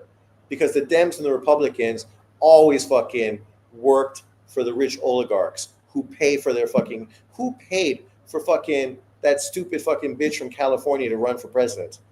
They got her fucking millions and millions of dollars to push. Fucking rich oligarchs. Who do you think is paying fucking for the Democrats and Republicans for the last fucking 55, 60, 70 fucking years? Right? Why do you think Pelosi is now worth $250 million as a fucking politician? How Obama is now worth fucking $180 million? Is this based on how much money he gets paid as president? These people are all corrupt and they're all paid off by billionaires. Fucking everybody around the world fucking does that. So Trump is, according to you, no different than everyone else. So who do you want to run the government? That was my question to you. You have a better solution? Tell me who you think should fucking be the next president. And I guarantee you, they're getting paid off too. Caitlin Clark has been a bum for her last 7 games, while Angel Reese has been Moses Malone. Listen to you. The difference is Angel Reese's team is losing and Caitlin Clark's team is winning. And Caitlin Clark's been injured. She had a pulled hamstring, and she just fucking pulled a hamstring again today. I mean, injuries happen in sports. But I made a video on my basketball channel praising Angel Reese. She's been playing great. Not just rebounding, she's been putting up points, but all at her team's detriment, losing. So, okay. Ford is ducking Sugar. Young Guns Muratalla ain't trying to get a beating. It doesn't matter what Muratalla is doing. The reality of the situation is he's an IBF champion, so the IBF will mandate Andy Cruz when they find it on their time frame. In the meantime, the guy just became champion. Can't he have a fucking title defense yet? Right? That's the problem with dudes like you. You don't mind when fucking some guys have title defense after title defense against nobody. Example, Tank Davis. But then Muratalla can't even have a title defense before he has to fight the guy you think is going to beat him. Do Trump supporters care about people of this country? They only care about him. Oh, but Democrats, they care about the people of this country. All they do is fucking become confrontational and fucking angry. So obviously, based on your conversation now, you must be a Democrat.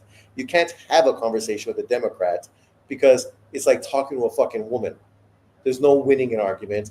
All they do is get angry and fucking, I'm not listening. No, I can't listen to you.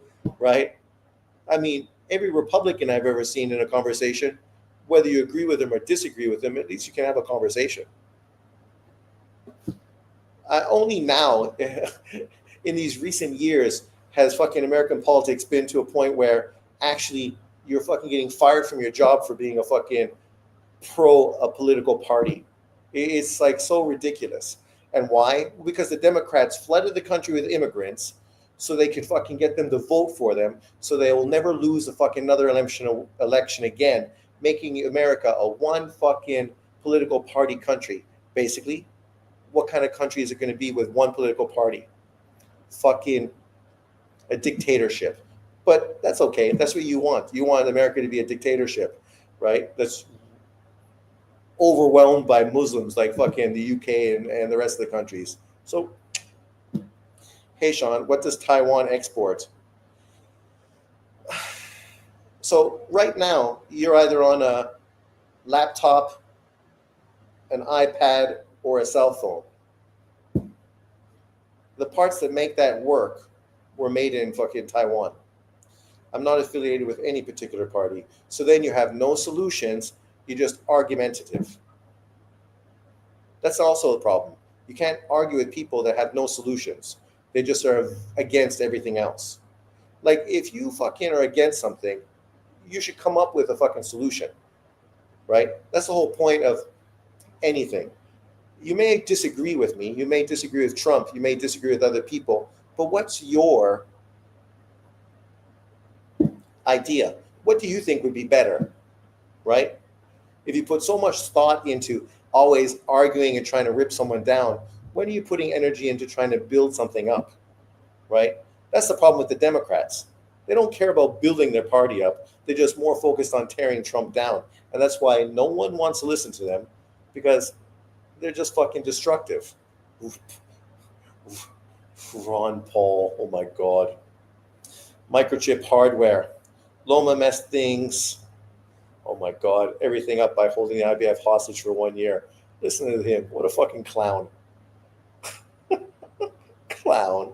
Silly ass Waldo. Every time you open your mouth, you show you're just a fucking idiot. You think the NBA draft was rigged for Dallas? Again, man, I'm not into fucking all this kind of conspiracy shit. It is what it is. NBA draft has been fucking, people talked about it being rigged going back to Patrick Ewing going to New York, right? So what was that, 1984? I mean, what's different? And if it was, who cares? Where would you rather Cooper Flag went?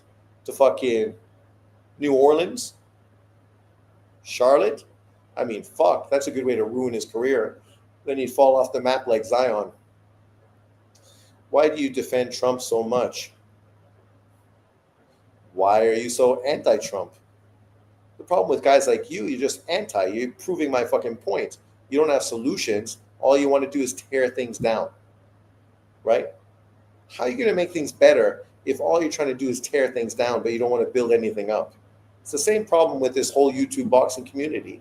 People would rather tear people down to build up their fighters as opposed to just fucking build up fighters, build up boxing, be pro the events, be happy with what's happening in the sport. No. LeBron, AD, Kyrie, and Coop. Yeah, but the problem is LeBron. LeBron ain't going to fucking Dallas. Come on, get real. Cooper Flag to San Antonio would have been nice. San Antonio had the number 2 pick, right? So they're not fucking in a position that they should be moaning about. They got the 2 first round, the 2 fucking rookies of the year the last 2 years. Now you want them to get the third one back to back, and they're in a position where maybe they're still going to get the rookie of the year based on Harper's son. So I mean, you get Wimby, you get Castle, and then you get Harper. You could get 3 fucking back to back to back rookies of the year. I mean, San Antonio, they ain't too upset. Let's just put it that way. They're pretty happy. And Dallas, after losing Luka, it's kind of good karma. The fans deserve it because the fans really got fucked over with the whole Luka fucking bullshit, right? Because nobody thinks that was a good trade. Even if you think Luka is not that motivated and likes to smoke a hookah and eat too much and have a beer. I mean, let's be real. He literally led Dallas to the fucking NBA Finals the year before he got traded. But I wanted San Antonio to draft Malawach. I think he would have been better, giving a big defensive backup or potential twin tower player towards Wimby. Because Wimby, is mostly on the outside. Obviously he can stretch the floor. You get a guy like Malawach down low, blocking shots, playing defense. He could switch and play high, but they want Harper. I don't know if Harper's going to turn out to be great, but you let me know. A lot of people are high on Harper, but I kind of think, really? I think his game is pretty peaked where it is. I can't imagine him getting that much better. Waldo, where's the energy for Charlos and Spence holding the bounce hostage, ducking Mandos? Or even fucking Wilder, right? Ducking fucking Dillian White for fucking years. The American government is based on a 3-tier system of checks and balances. Trump's people have stacked the Supreme Court and the House Senate. The man has no one to question him. That's what fucking the system is set up for. You can pack the fucking Senate and the Supreme Court. The Democrats would have done the exact same thing if they could have. So what's the difference? And the irony is when Obama wasn't going through the 3-tier system, no one fucking said anything. Now Trump does it, and all of a sudden it's a fucking issue. This is the problem, right? This situation where people pick and choose when to get offended, right? We find that in this YouTube boxing community as well. People fucking get offended only when it benefits their narrative. But then when it doesn't, they fucking ignore it and fucking act like it never happened. I drank the Kool-Aid. No, I'm being honest. The things that people accuse Trump of doing are the exact same things Obama did. Yet no one fucking complained when Obama was fucking kicking people out of fucking America.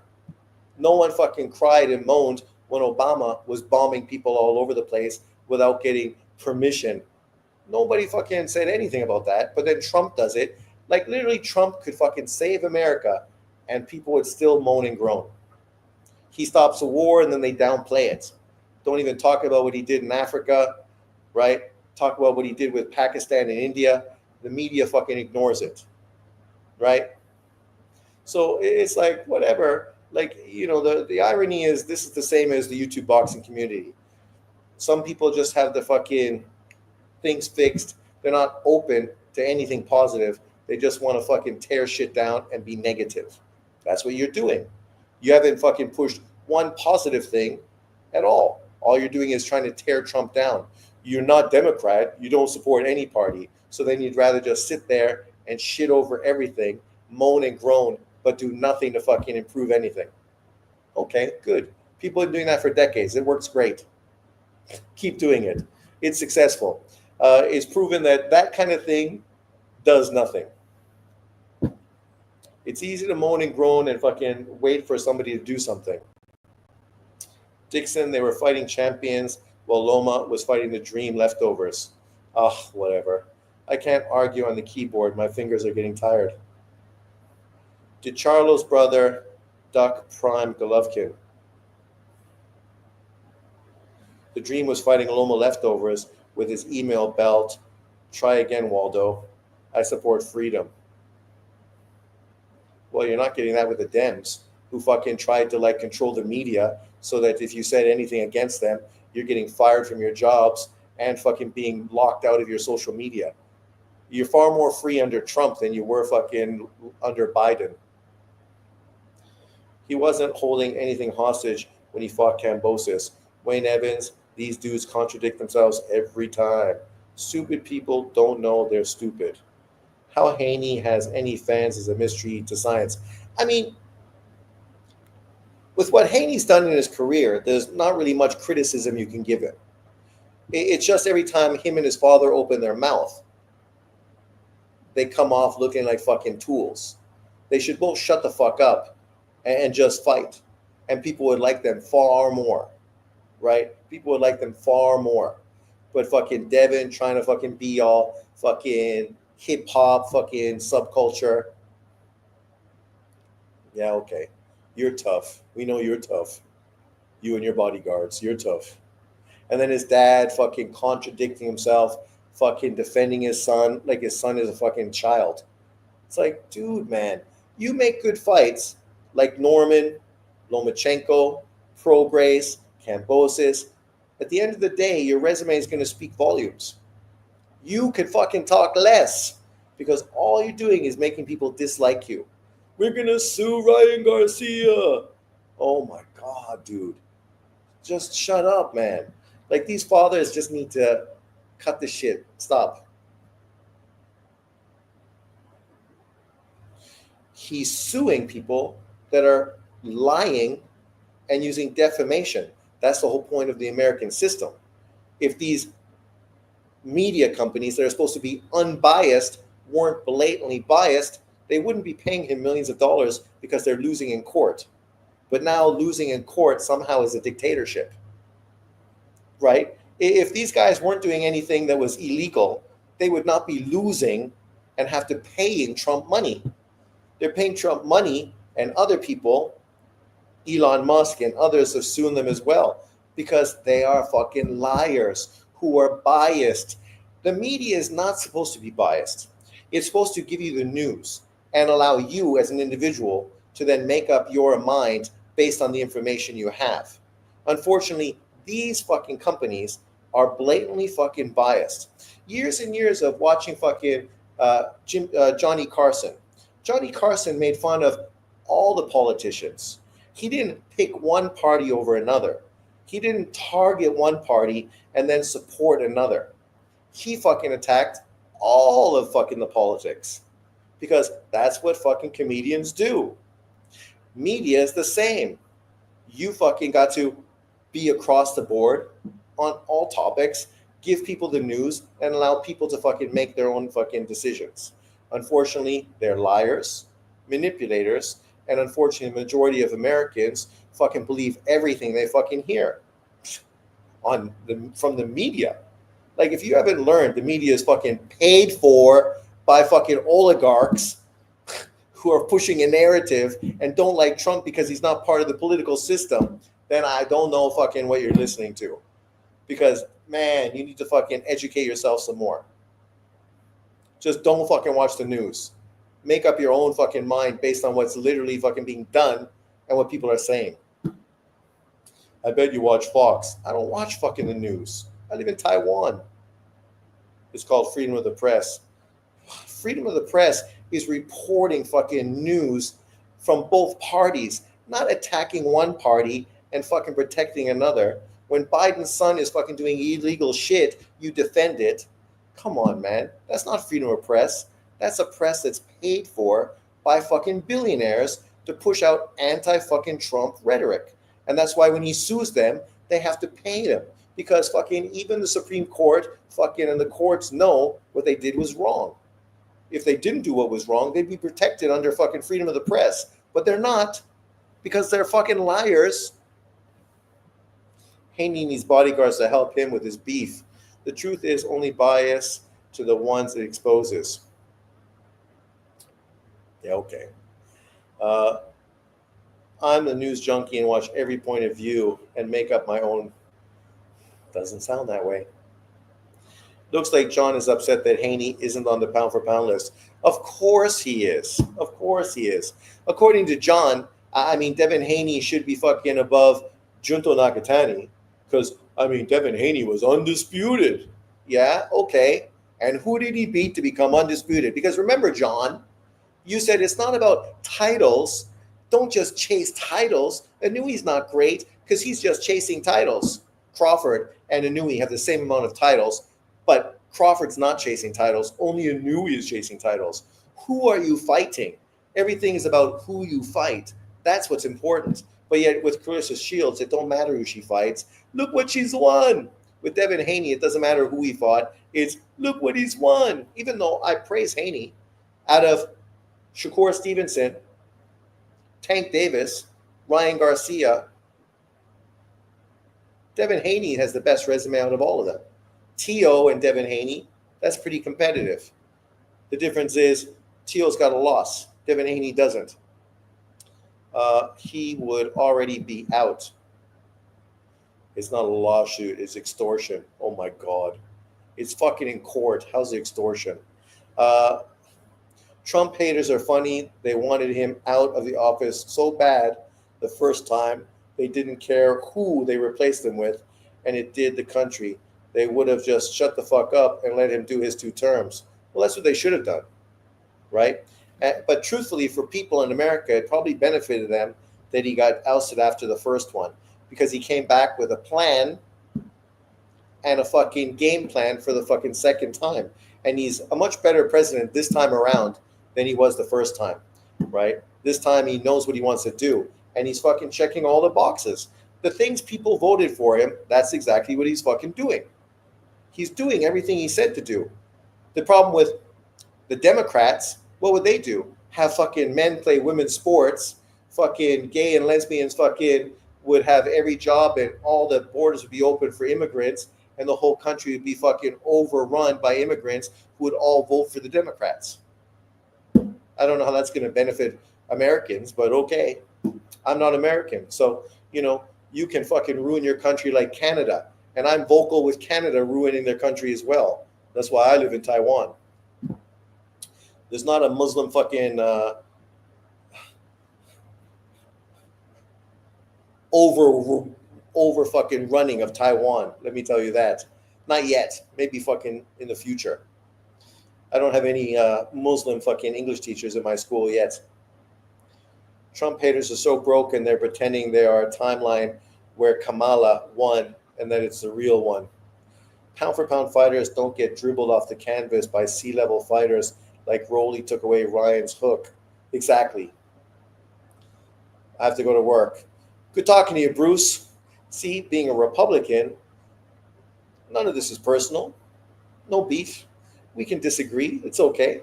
This is what conversation is always meant to be.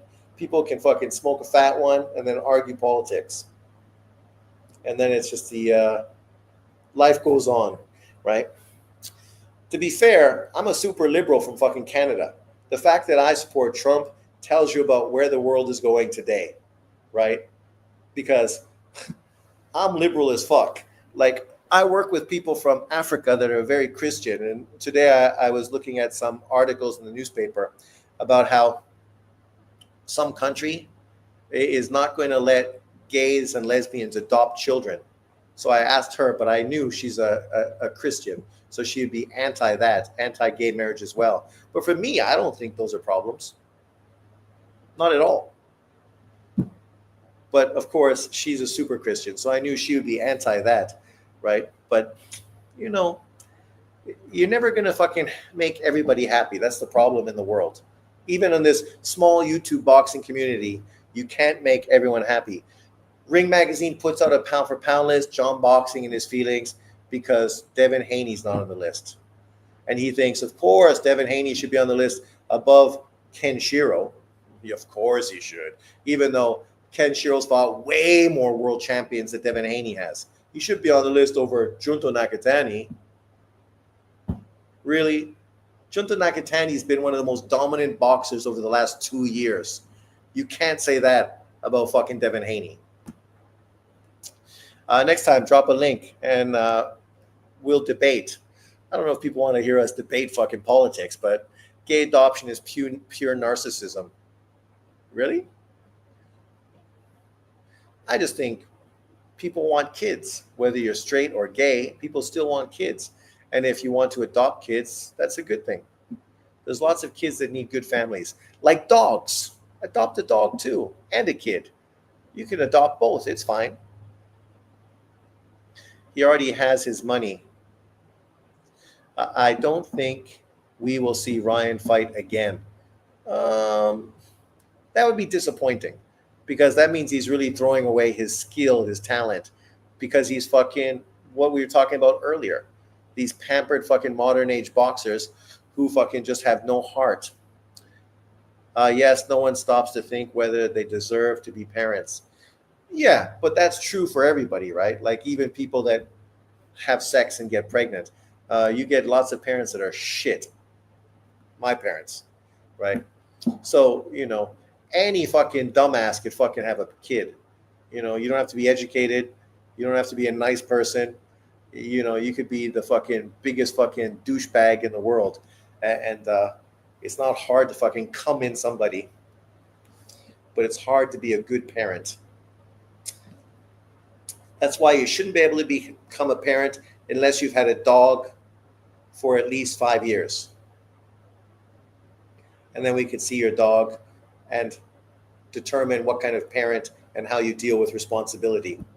So obviously I'd be a great parent, but fuck that. I don't want to be a parent. I'll take a dog. Much better.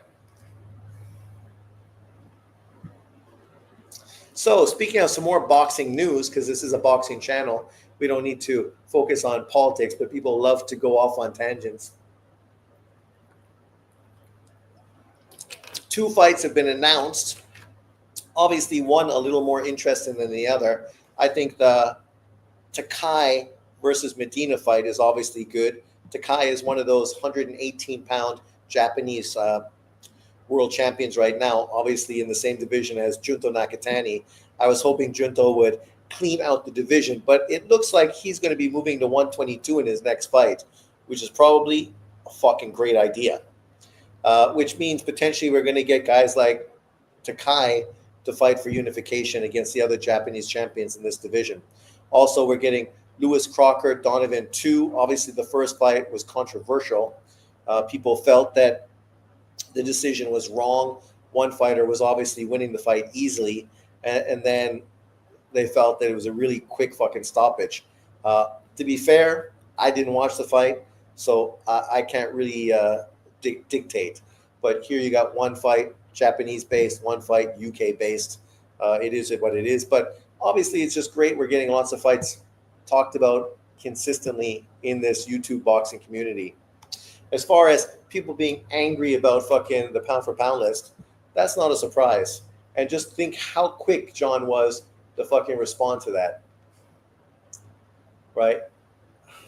No shock, no surprise. Of course, a guy like him, he cannot accept a pound for pound list. Oh, look at that on my TV. That's me. Hey, live on YouTube. Guys like him just can't accept a list that doesn't have more Black American fighters on it, right? This would be the equivalent of fucking Japanese people complaining because there's not enough Japanese champions, or Russian, Eastern Europeans complaining because there's not enough Russian, Ukrainians, and Eastern Europeans on the list, or Mexicans complaining, Latinos complaining there's not enough Latinos. But the only group that consistently complains that there's not enough representation, Black America. I don't know why. Well, I do know why. Cringy fucking narcissists.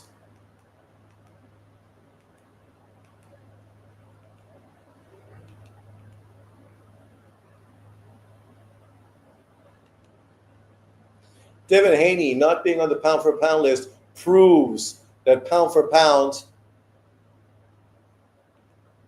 proves what? Proves that pound for pound no longer holds its fucking truth. Like, this is like the 80th fucking time this guy came up with this narrative. And then, of course, he produced his pound for pound list. that had like 4 Black American guys on the list, right? And tried to justify his list. But the list right now is a great list.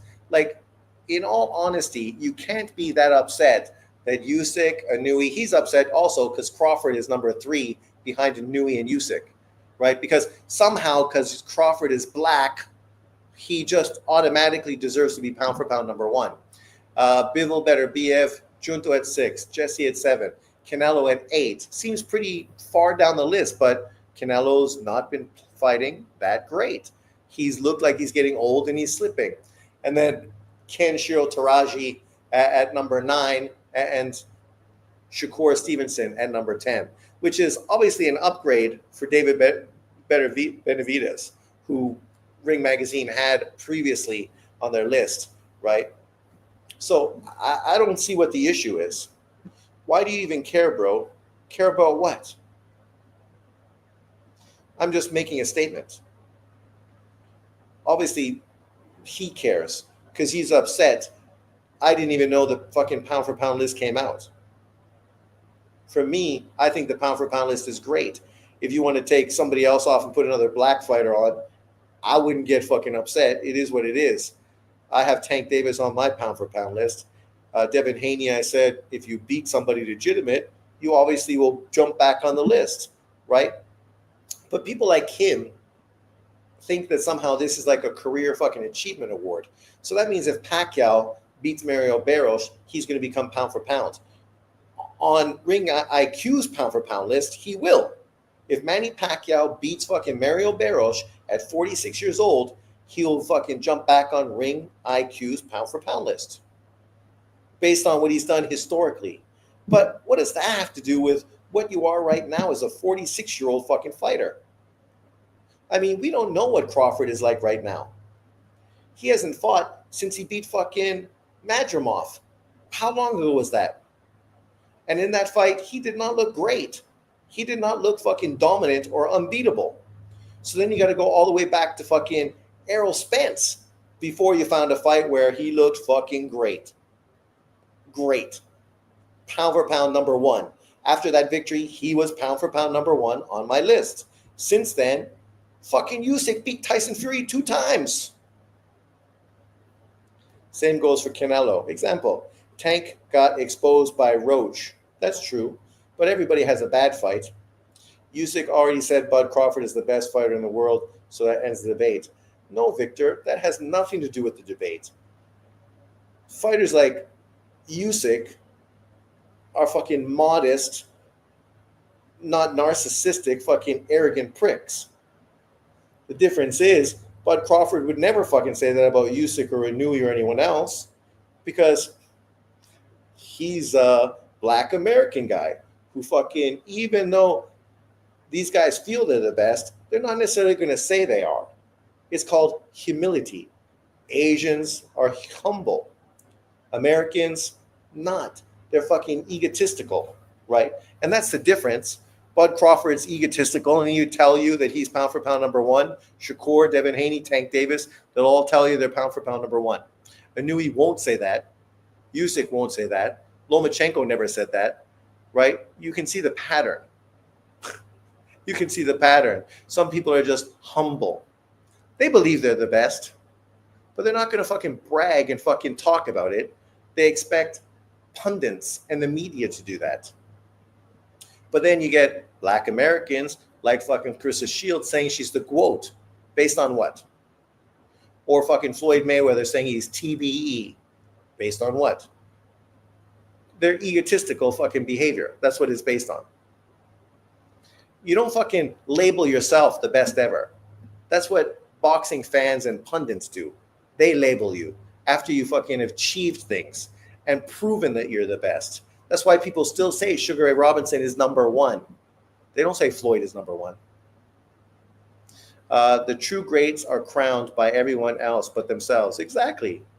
Egotistical fucking people always want to fucking flag themselves as the best. Stop talking about black people so damn much. It's crazy obsession, bro. Mexican owns bum love, kid. You could go fuck yourself.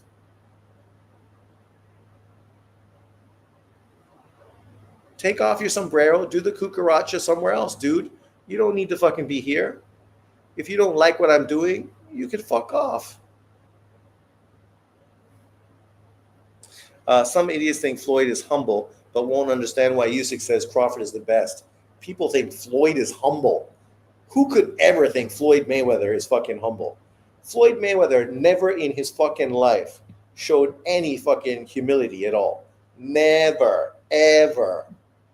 The opposite. Always fucking about him. Why do you think Tank Davis kicked him to the curb? You can't have a promoter who fucking is talking about himself more than he's promoting you. Right? De La Hoya is the same. Those dudes, man, fuck. They're promoters, but all they want to do is talk about themselves. Like when Nui said Loma had the best technique in the game. Yeah. Humble dudes praise fucking other people. One of the best things you ever saw Shakur do was praise Bam Rodriguez. And then what happened? Dante's Boxing Nation shit all over Shakur, saying, oh, fuck, Nui would never fucking, or Bam Rodriguez would never say anything good about you. Really? Bullshit, but okay. Shields is the GOAT in terms of the hardware, while Taylor is the GOAT in terms of competition. Competition beats belts. Yeah. I mean, obviously, the combination is the holy grail. Ali started it with, I am the greatest. Yeah, of course he did. And he was also not fucking humble. Not humble. True, Ali was cringe for that. Ali was never humble, but that was, you love or hate him for it. Many fans loved him. Many fans hated him for it. Other fighters hated him because of his egotistical fucking behavior. Sonny Liston, when he walked into the gym, confronting him when he was a snot-nosed fucking kid who hadn't done anything. And Sonny Liston was the champ thinking, who the fuck is this guy? Morning, Chicano. What's up? We just talking boxing here.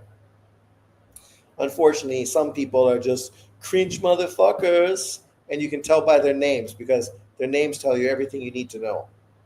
But, yeah, as far as this pound for pound list, I don't really get why you'd really be bent out of shape. Okay, sure, you want Devin Haney to be on your list, but Devin Haney doesn't need to be on your list. You know, he will say, he was undisputed. He was undisputed. Okay. And then, remember that movie? And then, he beat Lomachenko. And then, he beat Regis Prograis. And then, he got knocked down 26 times by Ryan Garcia. And then, he fucking took 1 year off. He fucking literally suspended himself, banned himself from boxing for 1 year. Ryan got banned. I don't know what happened to Devin Haney. And then he ran like a track star and held like fucking a prostitute against an old ass fucking Ramirez. And then now he took a fight people are fucking stoked about against Norman to become a 3-weight world champion. You beat Norman, guaranteed you're going to fucking probably be within the top 6 of the pound for pound list. So what's the issue? You just don't want people to prove themselves. You just want to give them everything. Oh, you're entitled. Oh, here you go, baby. You're entitled. Let me give you a fucking bottle. I don't care about the ego in comparison to what a scumbag Ali was. What he did to Frazier was low as fuck. It's true. He said a lot of terrible things for Frazier to market and sell the fights. But what did Frazier do when Ali was at the bottom of his fucking career? Gave him money and supported him and helped him, right? So, yeah. But Ali, he made bad moves in his career, but obviously a lot of that changed when he got older. Young people do a lot of stupid things, right? The clapback is usually based off speculation, but for some reason, these guys think it's truth. Yep. Like, the reality is, like, let's think about Usyk right now. Obviously, Usyk is a two-weight undisputed champion. Two-weight undisputed champion. Inoue is a 4-weight champion, 2-weight undisputed champion. Terence Crawford is a 4-weight, 2-weight undisputed champion. Inoue's been far more busy. Usyk's been far more busy than Crawford, which is probably why Ring Magazine has Crawford at number 3, right? What happened? Why are you turning off on me? Bivol is a one-weight undisputed champion who beat 3 pound-for-pound fighters. Canelo Alvarez, who was pound-for-pound number 1 when Bivol beat him. Zurdo Ramirez, who's pound-for-pound now on many people's list, a 2-weight champion, unified, obviously a cruiserweight, and obviously beat Beterbiev, who was an undisputed light heavyweight champion. I mean, some people think Dmitry Bivol should be fucking number 2 on the list. Then you get Beterbiev, who arguably won the second fight. I felt he lost, but some people feel he won the second fight. Obviously, he won the first fight, and we're waiting for the trilogy. So, he should be in that 5 and 6 period of time. Junto is literally a 3-weight world champion who just unified titles in his 3rd weight division. And now, apparently, is moving up to his 4th weight division to take on number 2, Inoue, in 2026. I know he didn't fight Inoue yet, but the whole point is that's who he's chasing. We can praise Canelo and Crawford for chasing each other. We can also praise fucking Junto and Inoue for chasing each other too. Just like we can praise Bivol and Beterbiev for chasing each other. Because these are pound-for-pound fighters, and they're chasing pound-for-pound fucking fighters. They're not cherry-picking fucking fighters from lower weight divisions. Oh, Canelo's chasing pound-for-pound fighters. And Jesse Bam Rodriguez, 2-weight world champion, unified in 1-weight division. Is he unified now at this division? No. And he's going to become unified in this division. So he's going to be a 2-weight unified champion. Tank Davis never did that. Then you got Canelo Alvarez, a 4-weight world champion who's currently undisputed at 168 and has the best resume in boxing today. Obviously looks old, slipping, and potentially could lose to Bud Crawford, which will inevitably push Crawford to number 1 on the list. And then you have Kenshiro Taraji, again, 2-weight unified champion, who's fucking beaten over 10 world champions in his run. I'm not sure what it is altogether. Maybe it's 13 or 14, right? And title defenses as well. More title defenses than Bivol, more title defenses than fucking Beterbiev, more title defenses than fucking Junto Nakatani, more title defenses than Bam Rodriguez, more title defenses than Alexander Usyk. Crawford, Inoue, and Canelo have more title defenses overall than him. So those are the 3 that have more title defenses than Kenshiro Taraji, who was just in Fight of the Year this year. Go watch it. It's great. And then you got Shakur Stevenson. So if you want to take Shakur Stevenson off the list and put Devin Haney on the list, that's okay. I can understand that. Devin Haney is a 2-weight world champion, was undisputed at 135.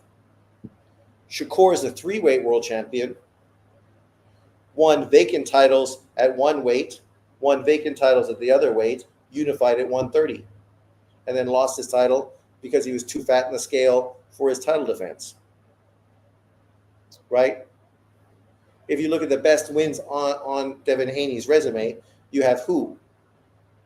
Zepeda, who people call B level, Valdez, who's fucking B level, Jamal Herring, who's B level, and Kansakau, who's B level. So those are the 4 best wins on Shakur Stevenson's resume.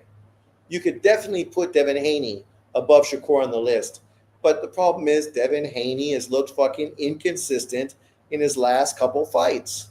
Literally getting fucking dropped by Ryan Garcia multiple times, not being able to adjust and get away from a fucking left hand. Something Rolly Romero easily fucking did. Easily. 26 times. What's 26 times? How many backyards did Bud go to fight champs? 1. He went to the UK to fight Ricky Burns. Right? And I guess now you could say he's going to 2, because he's going to Vegas to fight Canelo Alvarez, and Vegas is definitely Canelo Alvarez's backyard. So that's 2. Where did he fight Errol Spence? Because that might have been 3. But there you go.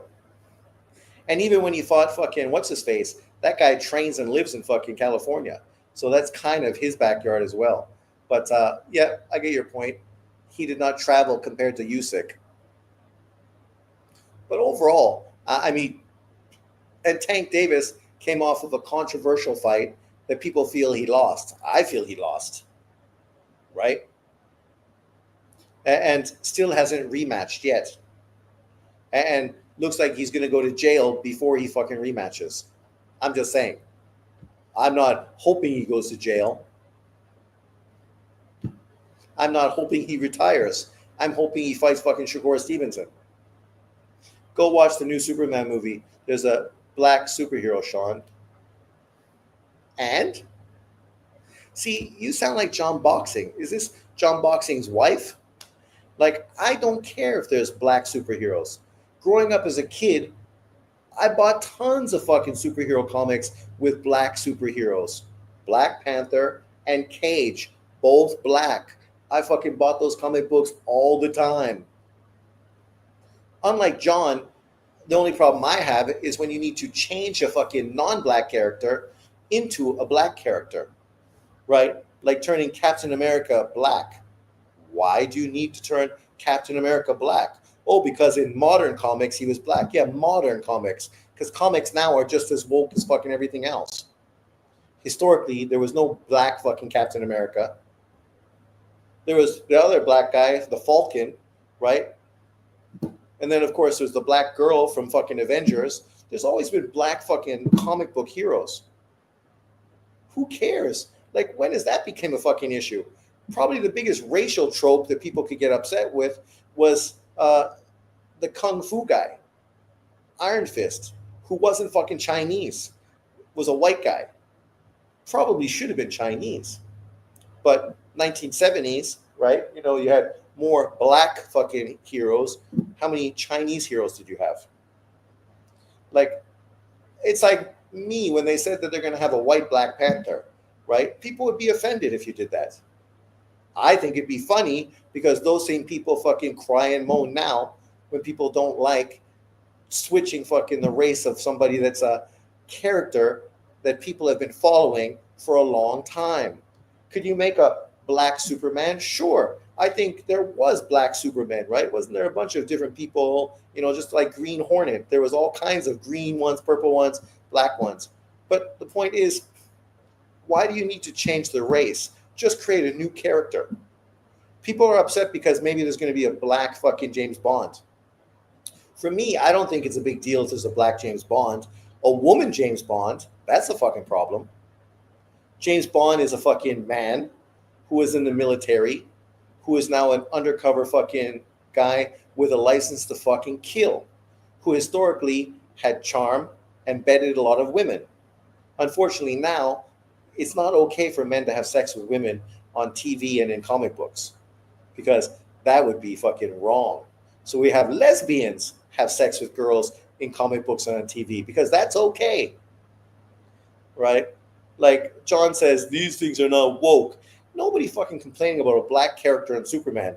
The reality is, though, the fucking show is Superman.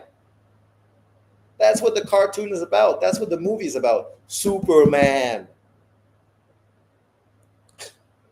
He got the role over Bruce Lee. David Carradine. Exactly. That was a TV show that Bruce Lee wrote, and they put a white guy in the role instead of an Asian guy. Right? In the 70s.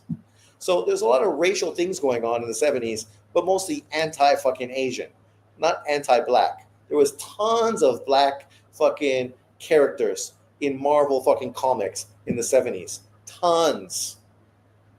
I know. I bought the comics. I was around in the 70s. The movie was cool, but getting a lot of pushback because of the black superhero. Man, bullshit. I have not heard one fucking review that said anything about the black fucking superhero. And I watched fucking probably 10 to 15 reviews of the movie because people said it was going to be woke and they're trying to make Superman into fucking a pussy, like they're doing all male characters on Disney, right? So I watched all kinds of fucking reviews, black guys reviewing it, girls, and just the normal fucking dudes all over social media. I have not heard fucking anyone saying anything about the black character. Nobody even pointed him out. They talked about the team, but nobody even specifically pointed him out as a character. They talked about who they were and their team, and the fact that it was kind of weird that they were such a big part of the comic that was Superman. But nonetheless, they said that's because James Gunn loves to have team type of concepts. So that's why that group was put in there, because James Gunn always prefers that over an individual, right? That's literally what every single fucking review said. Not one review did I hear anyone say anything about a black superhero. And I know John fucking says that guy is a real superhero, but I can tell you, all the years I watched comic books, I don't know if I've ever fucking seen that guy before. Maybe I did, but he was not memorable because I don't remember him. But I remember fucking Falcon, Black Panther, fucking Cage, and there's probably a few others I remember too. But yeah, I don't know. I think this is just a John narrative. So if they made John Henry white or Asian, do you think there would be an uproar? Who's John Henry? I don't like black James Bond. He's supposed to be English spy, not African spy. Well, there are black English people, right? There are even black Scottish people. So in truth, what's the problem?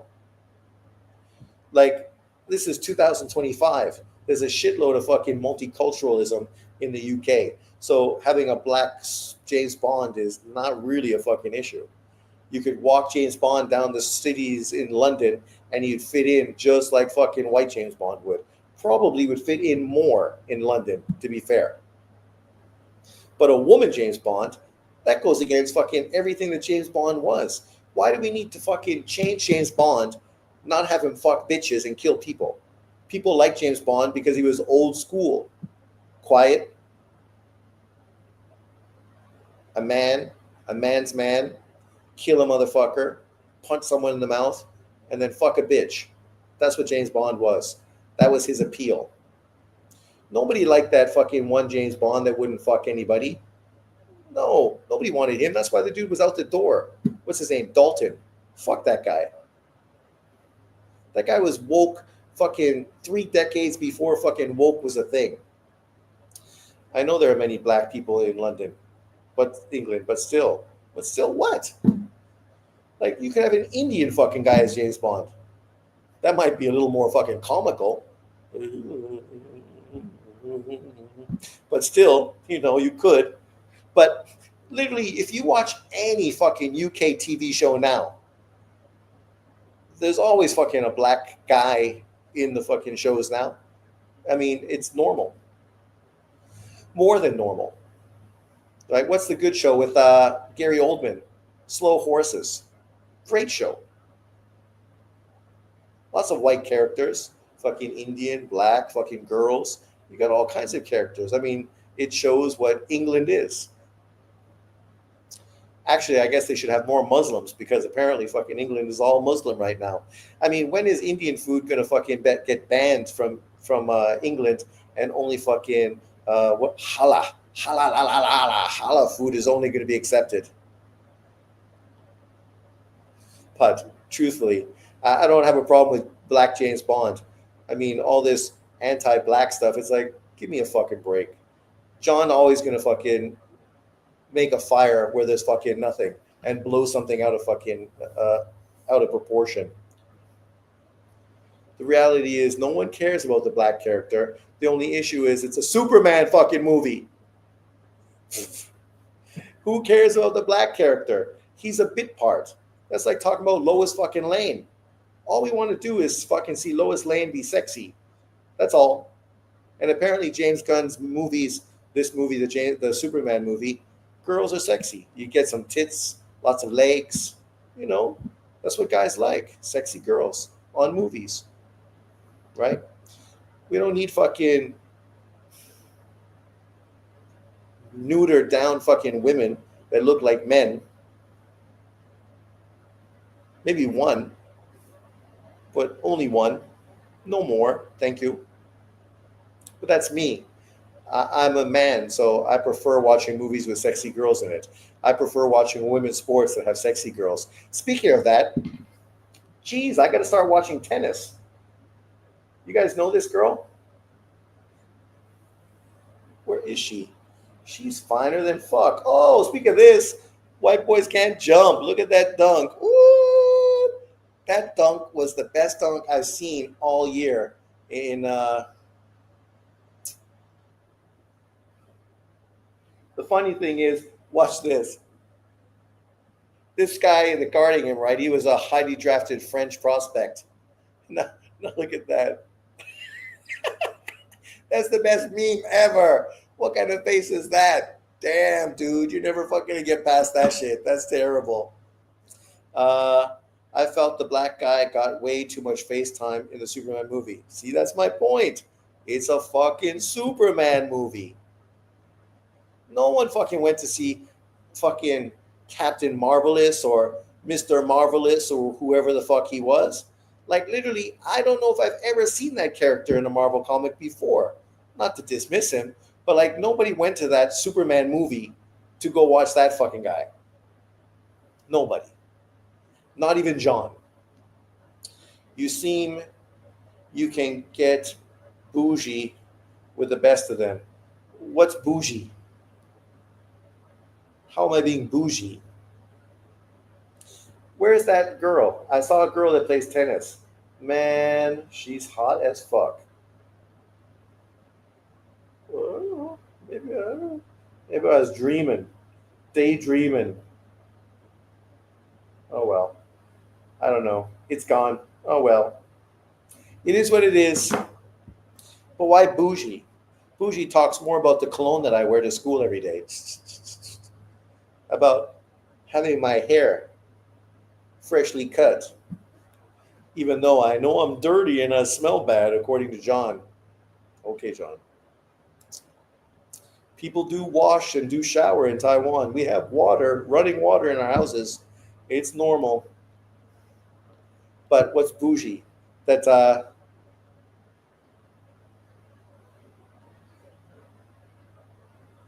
I think people didn't go to see Superman to watch a black character. I think that's fucking 100% accurate.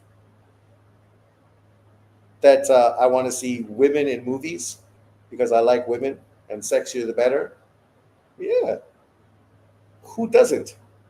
What's bougie about that? I don't understand. That whole bougie term, that's like this new fucking thing that young black people love to throw around all the time. People I work with all the time. Bougie, bougie, bougie, bougie, bougie, bougie. I think before that term bougie was not used nearly as much as it is now. They act like it's some new term, but bougie's been around for fucking long time.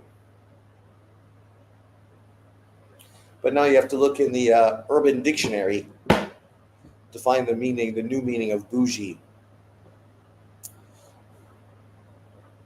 I think Victor J is probably bougie. Even though, Victor, what's happening with your fucking draft pick? How come that guy hasn't played again? Did he play today? What was I looking at? I thought I had Summer League scores up. NBA Summer League 76ers. Uh-oh, Lily's coming. She's angry. What did you guys do now?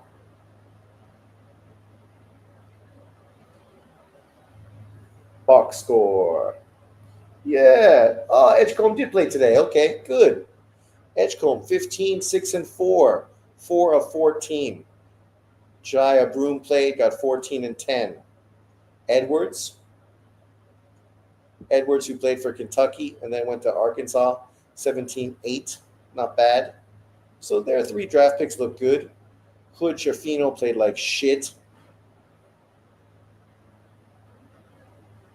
Washington. Nobody I even know on fucking Washington. Do you consider yourself controlling? You should have some Taiwan tail around. around. So when I make videos, I should just have Taiwanese girls like laying on the sofa.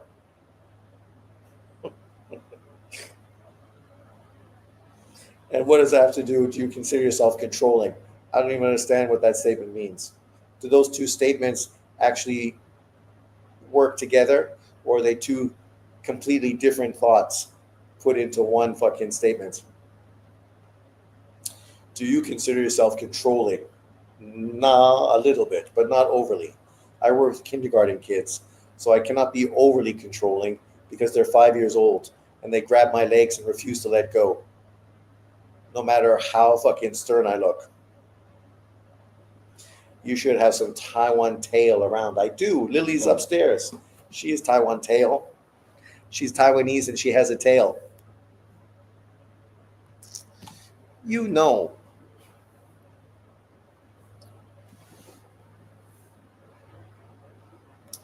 If I had Taiwanese tail away, it would not be on my video. That would be inappropriate. Who on YouTube puts their significant other on their YouTube videos? Literally, I don't think anybody does that. It would just be weird. I think only fucking Nonito Donaire does that. Because his wife just wants to fucking chase after BBC. I mean, her husband is only 5'6", so that would explain something. But boys and girls, ladies and gentlemen, we've been on for 2.5 hours. I do have to work tomorrow, so I'm going to take a shower, listen to John's video, laugh, and go to bed. So thanks very much, everyone, for jumping in. I will be going live this weekend, but not for Usyk and not for Pacquiao. But I probably will be going live for Bam Rodriguez.